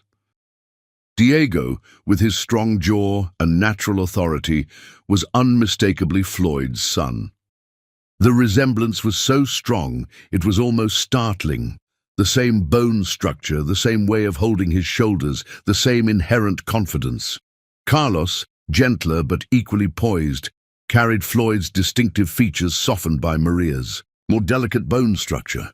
There was no question, no possibility of doubt. These were Floyd Short's children, raised to be exceptional young men, despite, or perhaps because of, his complete absence from their lives. Maria watched Floyd's face go visibly pale as the full implications hit him. These weren't just any children attending the wedding. These were the sons he'd rejected, the burden he'd refused to acknowledge. And they were clearly thriving, clearly loved, clearly being raised with advantages and opportunities he'd never imagined they'd have. "Holy shit!"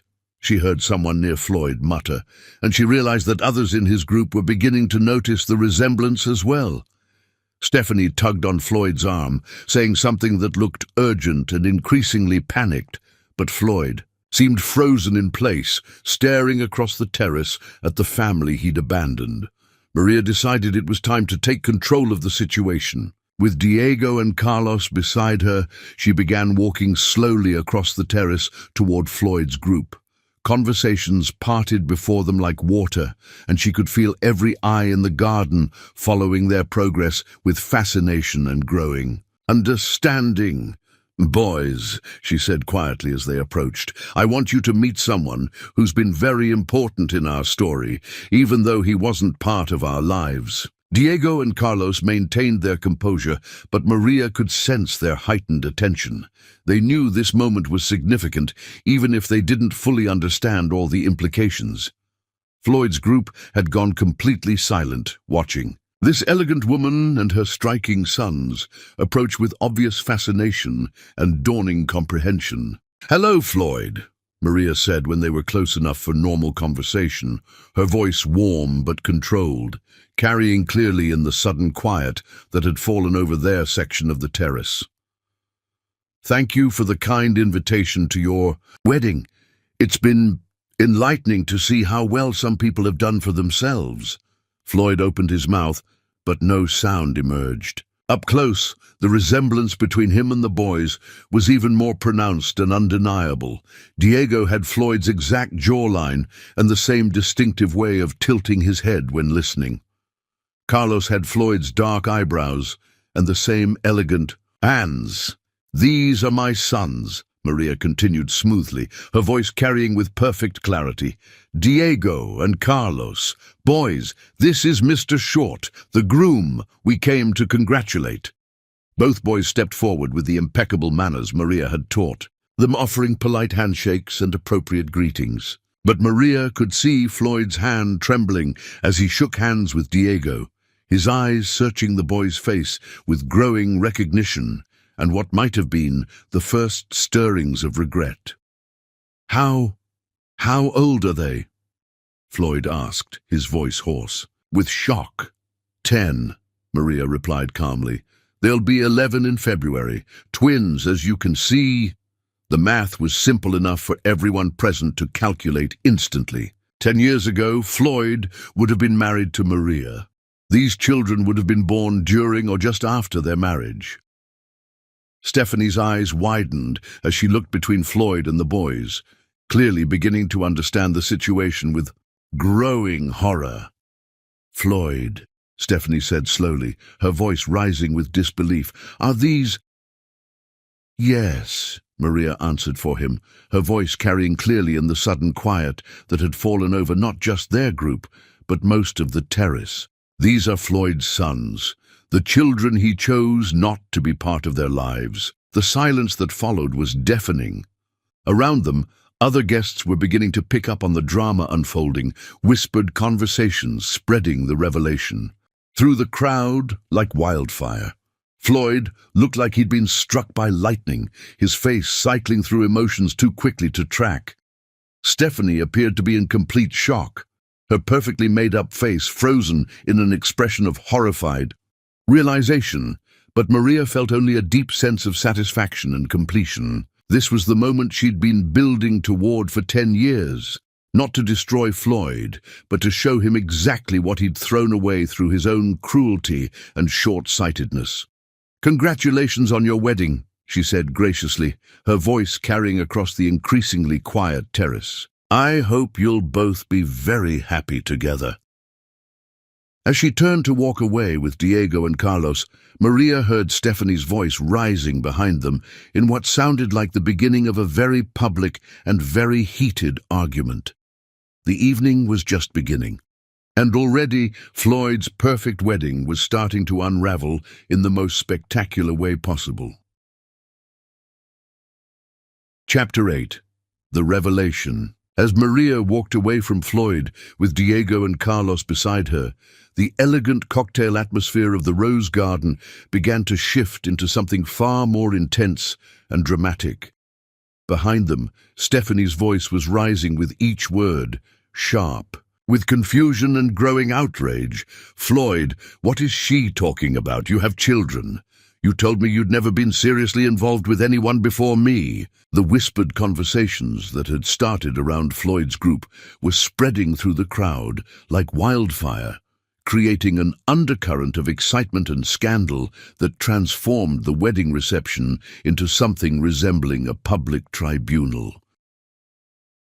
Maria guided the boys toward a quieter section of the terrace, near the fountain, where they could observe without being in the direct center of attention.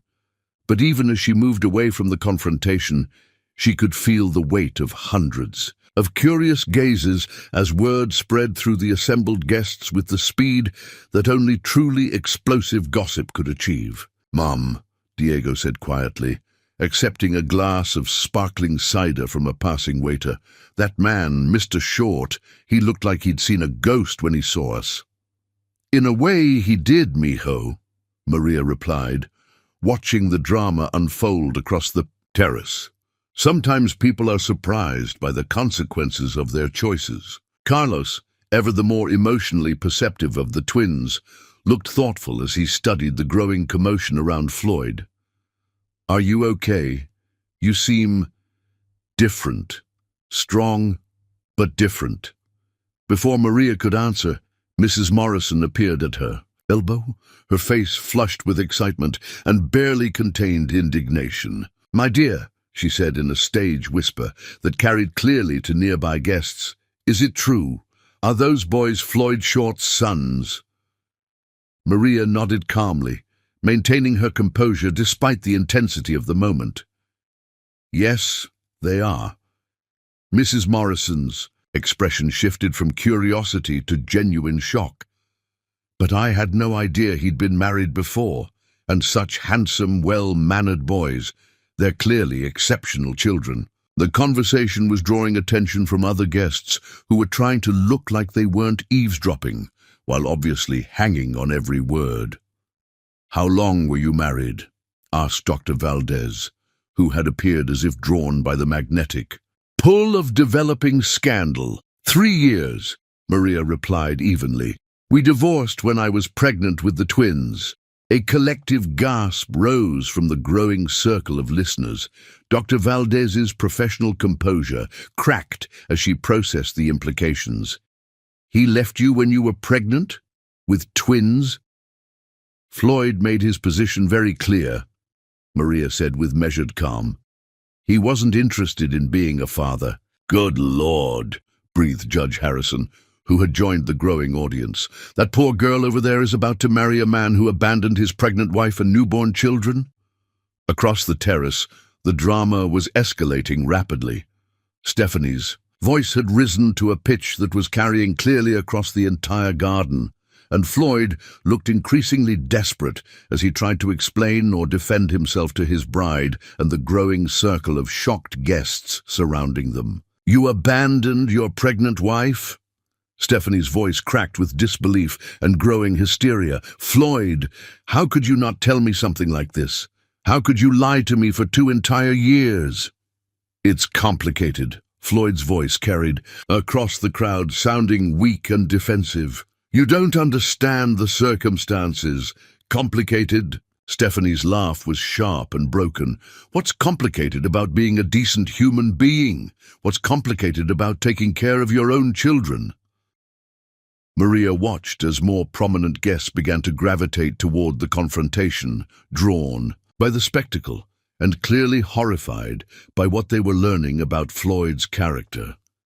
Senator Morrison pushed through the crowd, his political instincts recognizing a moment of public judgment. "Is this true, Floyd?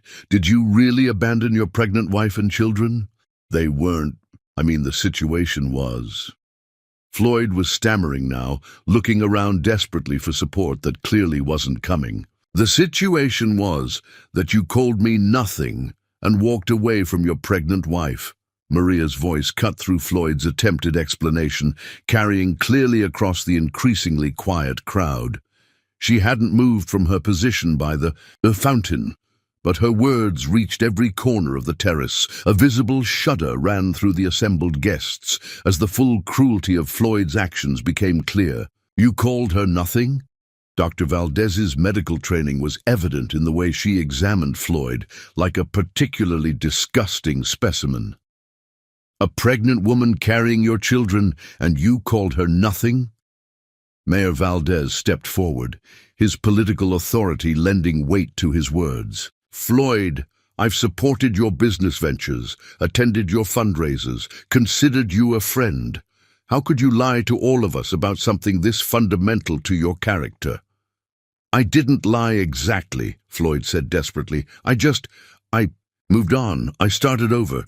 "You abandoned them," Stephanie shrieked, and now her voice was breaking with genuine emotional pain. "What kind of monster abandons his own babies? What kind of psychopath leaves a woman alone and pregnant with twins?" The crowd had grown larger and more hostile with each revelation. Maria could see cell phones appearing as guests began recording what was clearly going to be the scandal of the social season. "Mrs. Saavedra," Judge Harrison approached Maria with the kind of judicial gravity that commanded respect. "I hope you don't mind my saying, but your sons are remarkable young men. I've been watching them handle this situation, and their composure is extraordinary." "Thank you, Your Honor," Maria replied. "They're the joy of my life. "I can see why," the judge said, glancing toward the chaos surrounding Floyd with undisguised disgust. "May I ask, and please tell me if I'm overstepping, but is it true that their father completely abandoned them?" Floyd made it clear that he wanted no part of our children's lives, Maria said simply. "So I raised them on my own." Judge Harrison's expression darkened with professional outrage. "A man who abandons his children isn't much of a man at all, in my opinion. You've clearly done an exceptional job raising them without him." Dr. Patricia Hartwell, the city's most prominent pediatrician, joined their conversation with obvious indignation. "I couldn't help but overhear. Those are beautiful, well-adjusted children, and they clearly adore you. Their father really left when you were pregnant?" "He made his choice," Maria said diplomatically, though her calm demeanor was making Floyd's actions seem even more reprehensible by contrast. "And clearly, it was the wrong choice," Dr. Hartwell replied firmly. "Those boys are exceptional, and you should be very proud of the job you've done raising them." As more guests approached to express their support and admiration, Maria realized that Floyd's plan to humiliate her had backfired in the most spectacular way possible. Instead of appearing as the pathetic ex-wife he'd expected, she was being embraced by the very society he'd hoped to impress. The guests were seeing her as the successful, dignified woman she'd become, while Floyd was being revealed as someone capable of unconscionable cruelty toward his own family. Meanwhile, the confrontation between Floyd and Stephanie was reaching a crescendo. The bride-to-be had attracted quite an audience, her voice rising with each accusation as her perfect wedding day dissolved into public humiliation. "You told me I was your first real love," Stephanie was saying, her perfectly styled hair beginning to come loose as she gestured wildly. "You said you'd never been married before. You said you'd been waiting your whole life for someone like me." "Stephanie, please, let me explain," Floyd began, but she cut him off with devastating fury. "Explain what? That you lied to me about everything? That you have children you never mentioned? That you abandoned a pregnant woman carrying your twins?" Stephanie's voice broke completely. "What kind of monster does that? What kind of person can look at a pregnant woman and call her nothing?" Maria found herself feeling an unexpected moment of sympathy for Stephanie. However shallow the young woman might have seemed initially, she was genuinely shocked and hurt by these revelations. She was learning, in the most public way possible, that the man she was about to marry was capable of cruelty beyond her imagination. "Look at them," Senator Morrison said, his politician's voice carrying clearly across the silent crowd as he gestured toward Maria and the twins. "Look at those boys, Floyd, your sons. Look at what their mother accomplished without you." Diego stepped forward with remarkable poise for a 10-year-old, his voice clear and steady despite the chaos around them. "Mr. Short," he said, and the crowd quieted to hear him, "my mother told us you didn't want children. She said you chose not to be part of our lives." "We turned out fine without you," Carlos added quietly, but his words carried like thunder in the stillness. "Mom made sure we had everything we needed. We don't need anything from you now." The crowd murmured its approval, and Maria could see tears in several women's eyes as they watched these remarkable children defend their mother with such dignity and maturity. "Children shouldn't have to be this strong," whispered Mrs. Patterson, the society matron whose opinion could make or break social reputations. "They shouldn't have to protect their mother from their own father's cruelty." Stephanie suddenly broke away from Floyd and walked directly over to Maria, tears streaming down her face, her wedding makeup ruined beyond repair.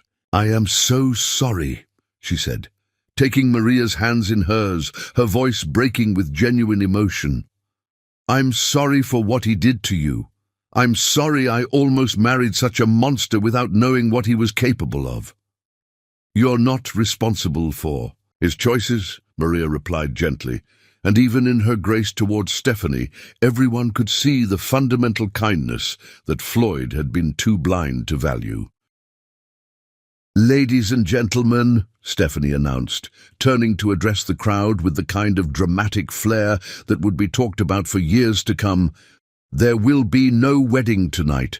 I cannot and will not marry a man who could look at a pregnant woman carrying his children and call her nothing. I cannot bind my life to someone with such a complete absence of basic human decency." The silence that followed was broken by a single clap from Judge Harrison. Then Dr. Hartwell joined in. Then Senator Morrison. Within seconds, the entire crowd was applauding Stephanie's decision, showing their approval for her rejection of Floyd. The sound of that applause, hundreds of the city's most influential people showing their support for Stephanie's decision to abandon Floyd, was devastating. Maria watched Floyd's face crumble as he realized that his entire social circle was not only rejecting him, but celebrating his abandonment. "Stephanie, wait!" Floyd called desperately as she began to walk away, her wedding dress trailing behind, her like a symbol of his destroyed dreams. "Please, we can work through this. I can change." She stopped and turned back, her face a mask of disgust and finality. "Change?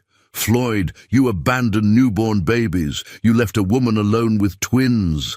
There's no coming back from that level of cruelty.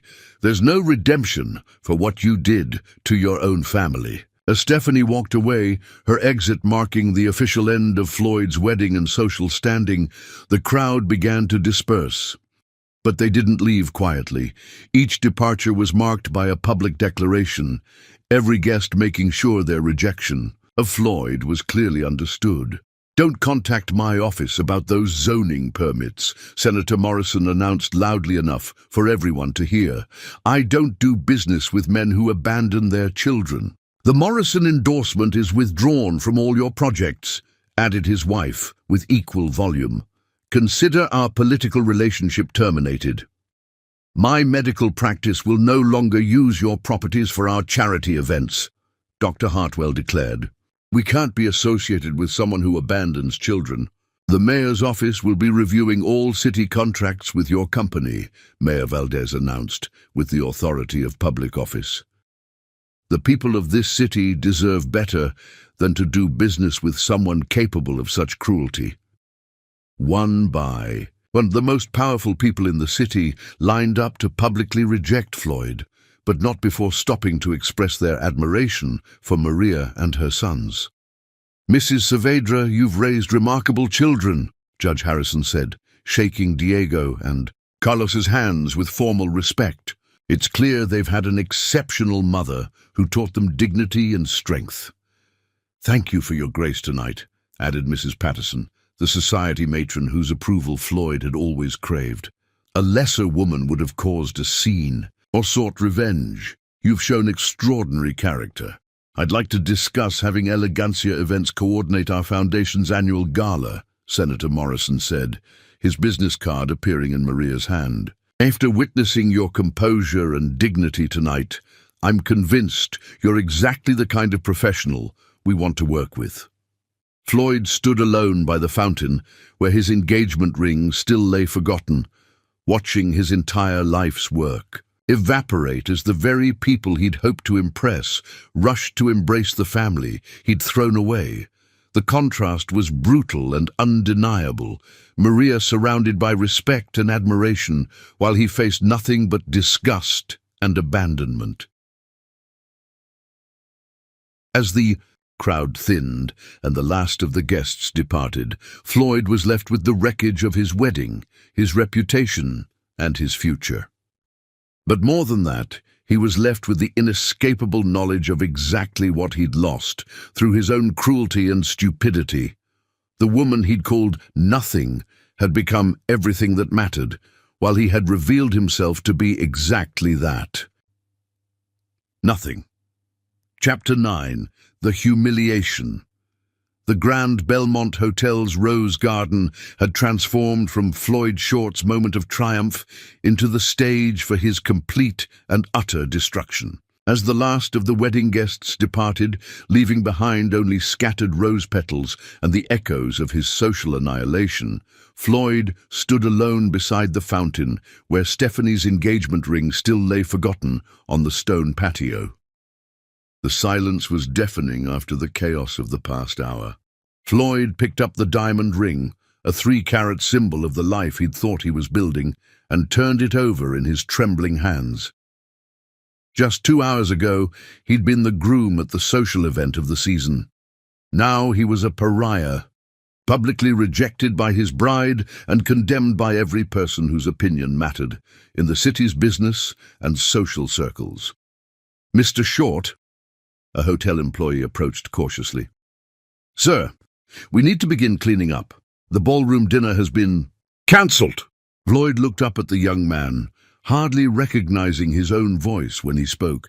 Yes, of course. Send the bills to my office."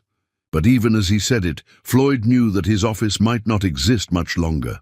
The political and business connections he'd spent 15 years cultivating had evaporated in the span of a single evening.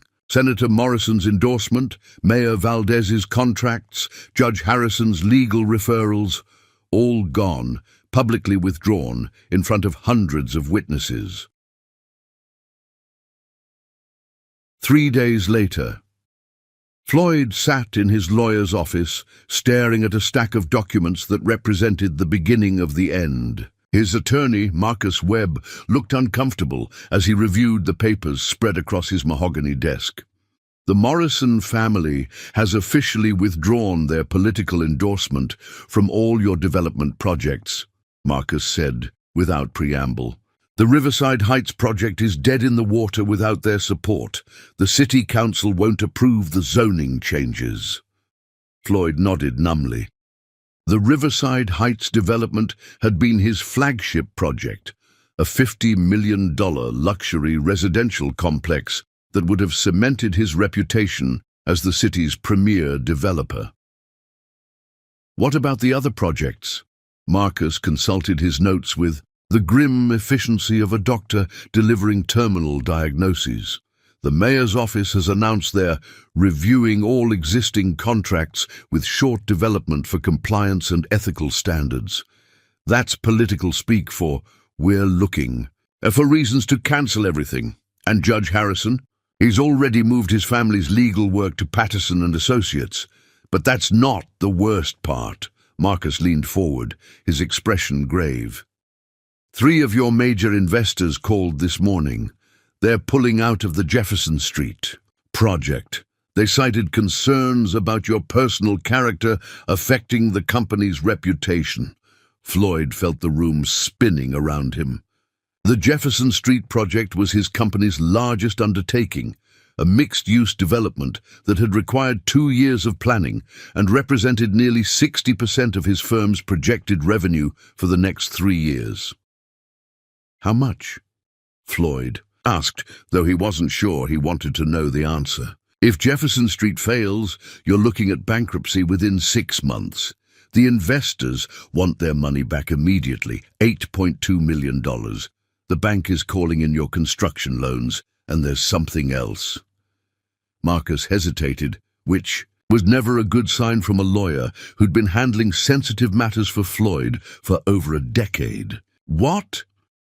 "Your ex-wife's divorce settlement is being reviewed by the State Attorney General's office.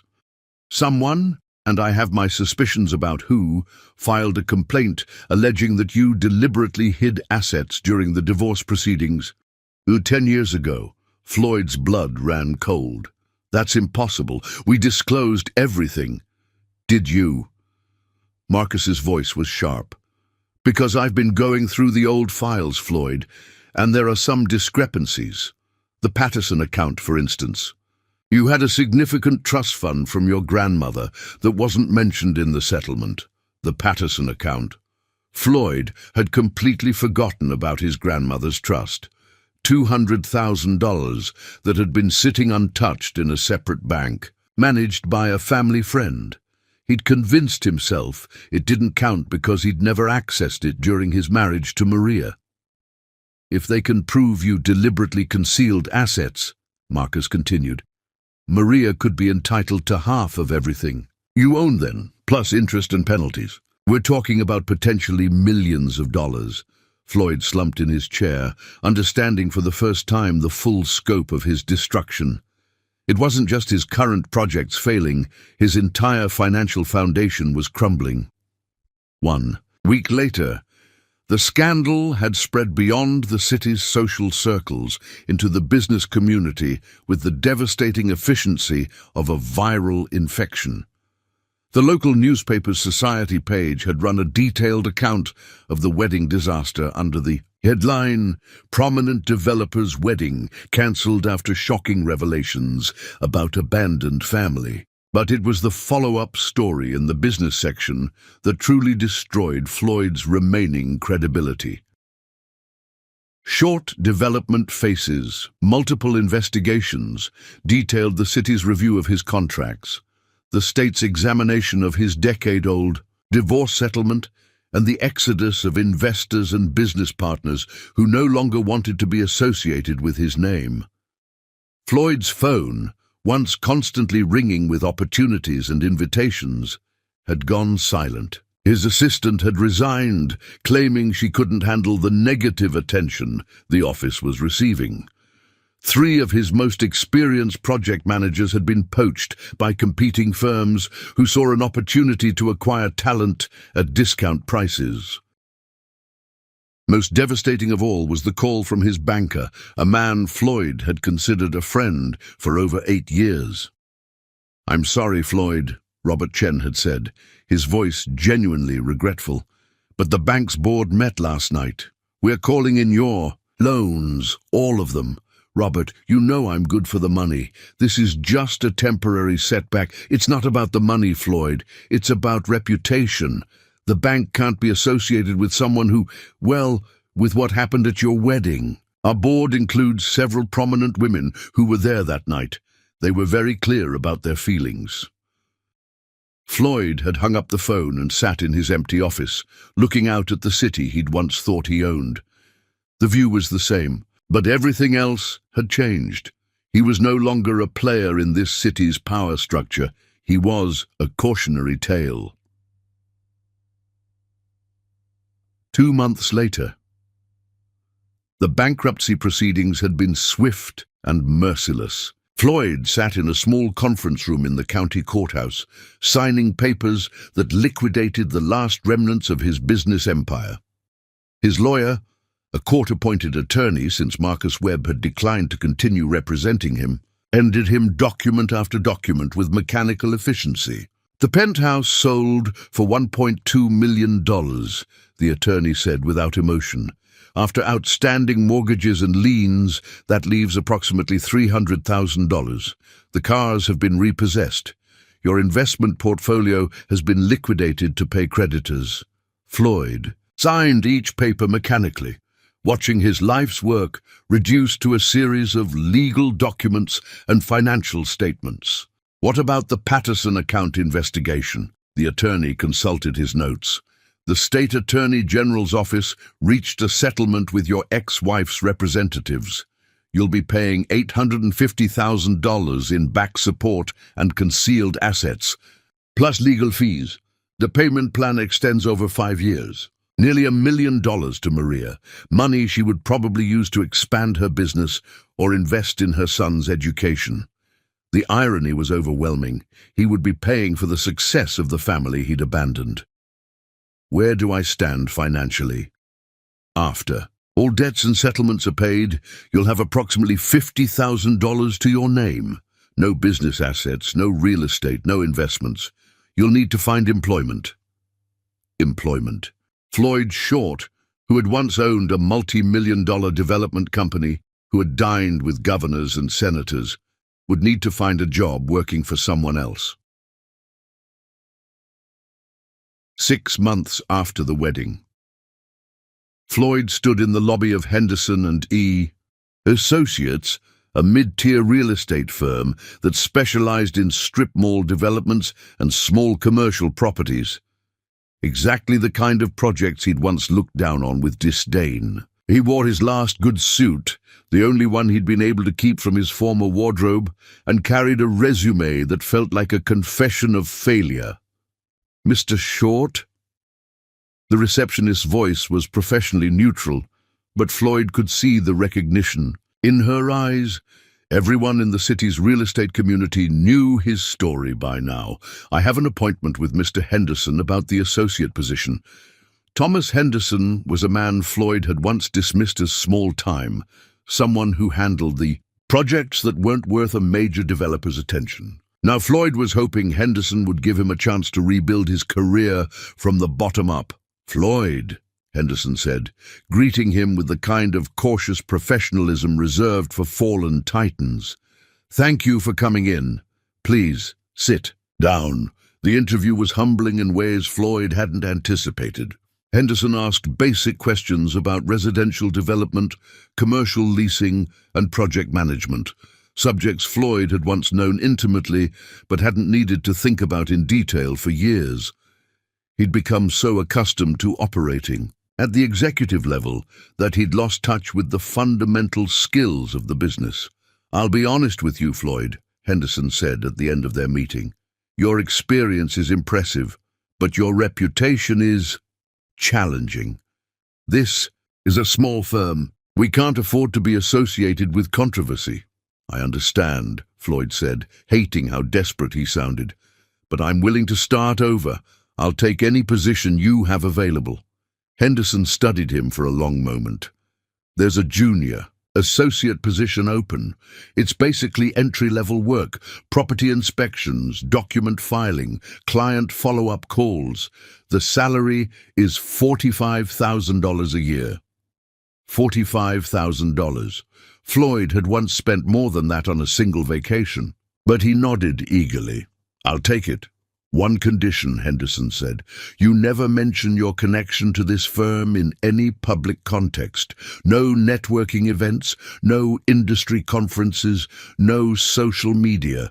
You're here to work quietly and rebuild your professional reputation through competence, not connections." Floyd agreed, understanding that he was being offered a chance at redemption, but only if he accepted complete anonymity and professional humility.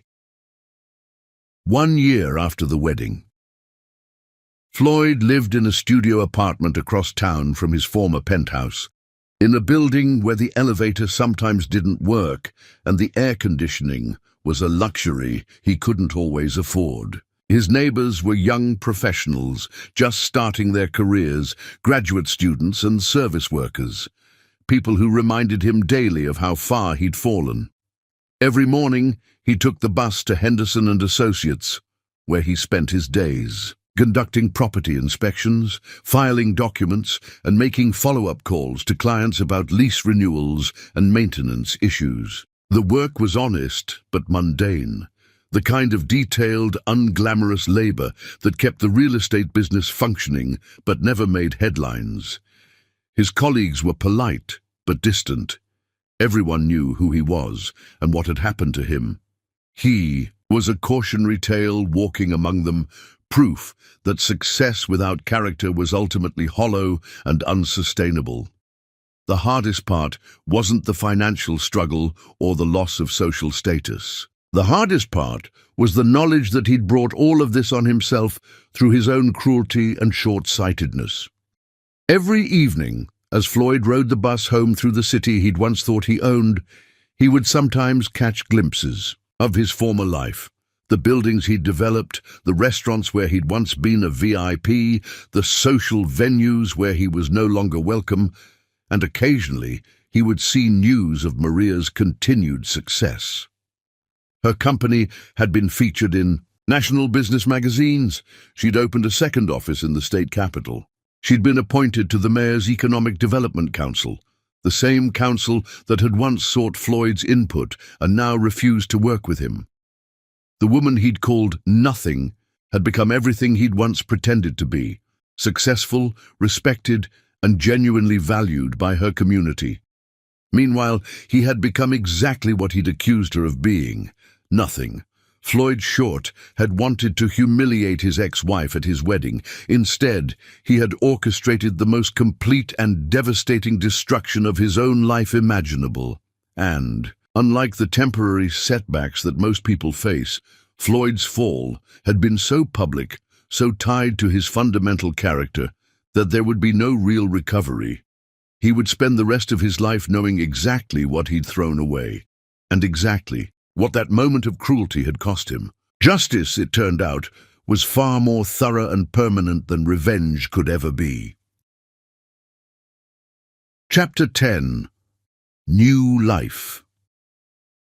2 years after Floyd's wedding disaster. Maria Saavedra stood before the floor-to-ceiling windows of her new executive suite, watching the morning sun illuminate the city skyline from the 30th floor of the Meridian Tower. The bronze nameplate on the reception desk now read Elegancia Events International, Maria Saavedra, founder and CEO. What had begun as survival cooking in a studio apartment had evolved into a luxury event planning empire, with offices in 4 cities and clients across 3 countries. At 38, Maria embodied success in ways she'd never imagined possible during those desperate early years. But more than the material achievements, what filled her with the deepest satisfaction was watching Diego and Carlos flourish into remarkable young men who exceeded her highest expectations with each passing day. Mrs. Saavedra, her executive assistant Catherine, appeared in the doorway with the morning schedule displayed on a tablet. The Forbes photographer is here for your cover shoot, and the reporter from Harvard Business Review wants to confirm your interview time for this afternoon. Send the photographer to the conference room, please, and remind me I need to leave by 3:30 for Diego and Carlos's debate tournament finals. The Forbes cover story was titled, "The Phoenix Rises: How Single Mothers Are Building America's Next Business Empires." Maria was the featured entrepreneur, profiled alongside tech innovators and Wall Street executives as one of the country's most successful self-made businesswomen. But what made her story unique wasn't just the financial success. It was the complete transformation from victim to victor, from abandoned wife to industry leader. The Harvard Business Review interview was for a case study on crisis management and reputation building. Maria's handling of Floyd's wedding confrontation had become legendary in business schools as an example of how dignity and authenticity could triumph over attempted humiliation. "What's fascinating about your story," the Harvard professor had told her during their preliminary conversation, "is how you turned a moment of intended cruelty into the catalyst for unprecedented success. The guests at that wedding became your biggest advocates and clients." It was true. The society figures who had witnessed Floyd's public disgrace had not only embraced Maria personally, but had actively promoted her business within their exclusive networks. Within 6 months of the wedding, Elegancia Events had coordinated 3 gubernatorial campaign events, 2 corporate merger celebrations, and the city's most prestigious charity gala. But the real transformation had come in the months that followed, as Maria's reputation for grace under pressure spread beyond local social circles into national business networks. The Forbes photographer worked efficiently, capturing Maria in her element, consulting with her design team about an upcoming senator's daughter's wedding, reviewing expansion plans for the company's new West Coast office, and posing with the numerous awards that now lined her office walls. "Mrs. Saavedra," the photographer said as they wrapped up, "I have to ask, do you ever think about the man who tried to humiliate you at his wedding? Does he know how successful you've become?" Maria considered the question carefully. She'd learned to be thoughtful about discussing Floyd publicly, not out of concern for his feelings, but because she'd discovered that her success spoke louder than any words about revenge or justice. "Success isn't about proving someone else wrong," she replied. "It's about proving yourself right, about your values, your capabilities, and your vision for what your life can become. But privately, Maria did sometimes wonder about Floyd's current circumstances. Through the interconnected world of business and social connections, she'd heard fragments of his story: the bankruptcy, the criminal investigation into hidden assets, the fall from penthouse to studio apartment. Just last month, Elena had mentioned seeing Floyd at a bus stop downtown, looking older and smaller than Maria remembered. He was working for a small real estate firm now, doing entry-level work that probably paid less in a year than Maria's company earned in a week. The knowledge brought Maria no satisfaction. Floyd's downfall felt like a separate story from her success. His consequences were the result of his own choices, while her achievements were built on entirely different foundations. At 3:15, Maria left her office early to attend the most important event of her day, watching Diego and Carlos compete in the state championship debate tournament. At 12 years old, both twins had grown into exceptional young men, but their paths reflected their distinct personalities in fascinating ways. Diego had been elected student body president at St. Mary's Academy for the second consecutive year, making him the youngest student in the school's history to hold the position twice. His natural charisma and ethical leadership had caught the attention of several prestigious high schools, including two that had already extended scholarship offers for his freshman year. Carlos had won the state middle school creative writing championship and had just been accepted into Georgetown University's summer program for gifted young writers, an honor typically reserved for high school juniors and seniors. His short story about family resilience had been published in a national literary magazine and was being adapted into a short film by a local film school. But more than their individual achievements, what made Maria proudest was their character. The boys had grown up understanding that success without integrity was meaningless, that kindness was more important than winning, and that family loyalty was the foundation of all other relationships. The debate tournament was held at the city's most prestigious private school, in an auditorium filled with parents, teachers, and academic officials. Maria found her seat in the front row, where a small placard reserved her spot as parent of finalists Diego and Carlos Saavedra. The topic was economic innovation and social responsibility, and both boys were competing on different teams in the championship round. Diego argued with passionate conviction about the importance of ethical business practices, while Carlos presented a nuanced analysis of how successful companies could address social inequality. Watching them debate, articulate, confident, and deeply thoughtful about complex issues, Maria felt overwhelmed by pride and gratitude. These young men were becoming exactly the kind of leaders the world needed: intelligent without arrogance, successful without selfishness, strong without cruelty. When the results were announced, Diego's team won first place and Carlos's team took second. But what moved Maria most was watching the brothers congratulate each other with genuine joy, each celebrating the other's success without reservation or jealousy. "Mom," Diego said as they left the auditorium, his first-place trophy in hand, "did you see? Carlos's closing argument was incredible. He's going to be an amazing writer someday. And did you hear Diego's point about corporate responsibility?" Carlos added, beaming with pride for his brother. "He's going to change how businesses think about their communities." That evening, after celebrating at the twins' favorite restaurant, Maria tucked Diego and Carlos into bed in their beautiful home in Riverside Hills. The house had evolved over the years from a symbol of financial security into a true family sanctuary, filled with photos of their adventures, awards from school achievements, and mementos from the life they'd built together. "Mom," Carlos said as she kissed his forehead, "can I ask you something I've been thinking about?" "Of course, sweetheart." "Do you think we would be different people if our father had stayed? Like, would we care about different things or have different values?" It was a mature question that showed Carlos's developing understanding of how circumstances shape character. "That's a profound question," Maria replied, sitting on the edge of his bed. "I think you might be very different. You might have grown up taking certain privileges for granted, or you might not have learned to value hard work and resilience the way you do now." Diego appeared in the doorway, clearly having been listening.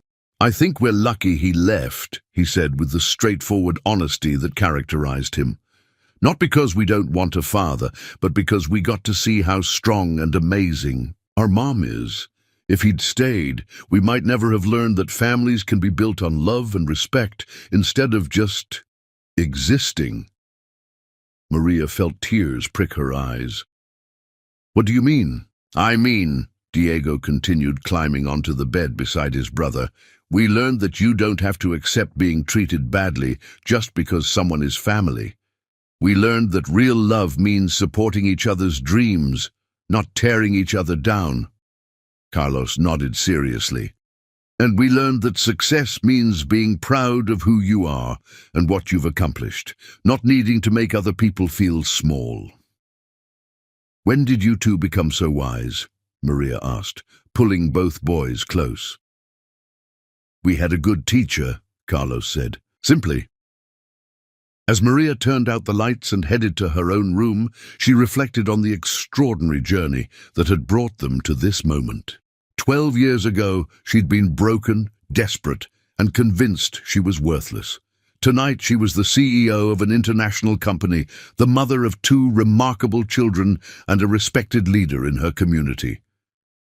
Standing at her bedroom window, looking out at the city lights, Maria allowed herself to think about Floyd one more time. Somewhere out there, he was living with the consequences of his choices, alone, diminished, having lost everything he'd thought mattered. But Maria felt no triumph over his downfall, no satisfaction in his suffering. She felt only gratitude for the journey that had led her family to this place of complete fulfillment and joy. Floyd had tried to define her as nothing. His cruelty had forced her to discover that she was everything. Everything he'd been too blind to see, everything he'd been too foolish to value, and everything he'd been too weak to deserve.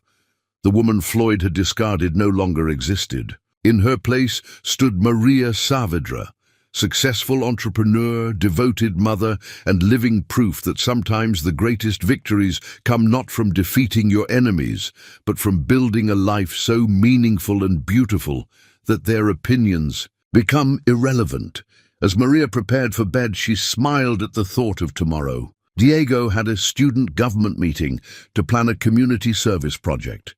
Carlos had creative writing club and a mentoring session with a local published author. And she had a consultation with an international client who wanted elegancia events to coordinate a charity gala that would raise money for educational scholarships for children of single mothers. Life was full, purposeful, and completely her own. She had built an empire not through cruelty or manipulation, but through determination, integrity, and love.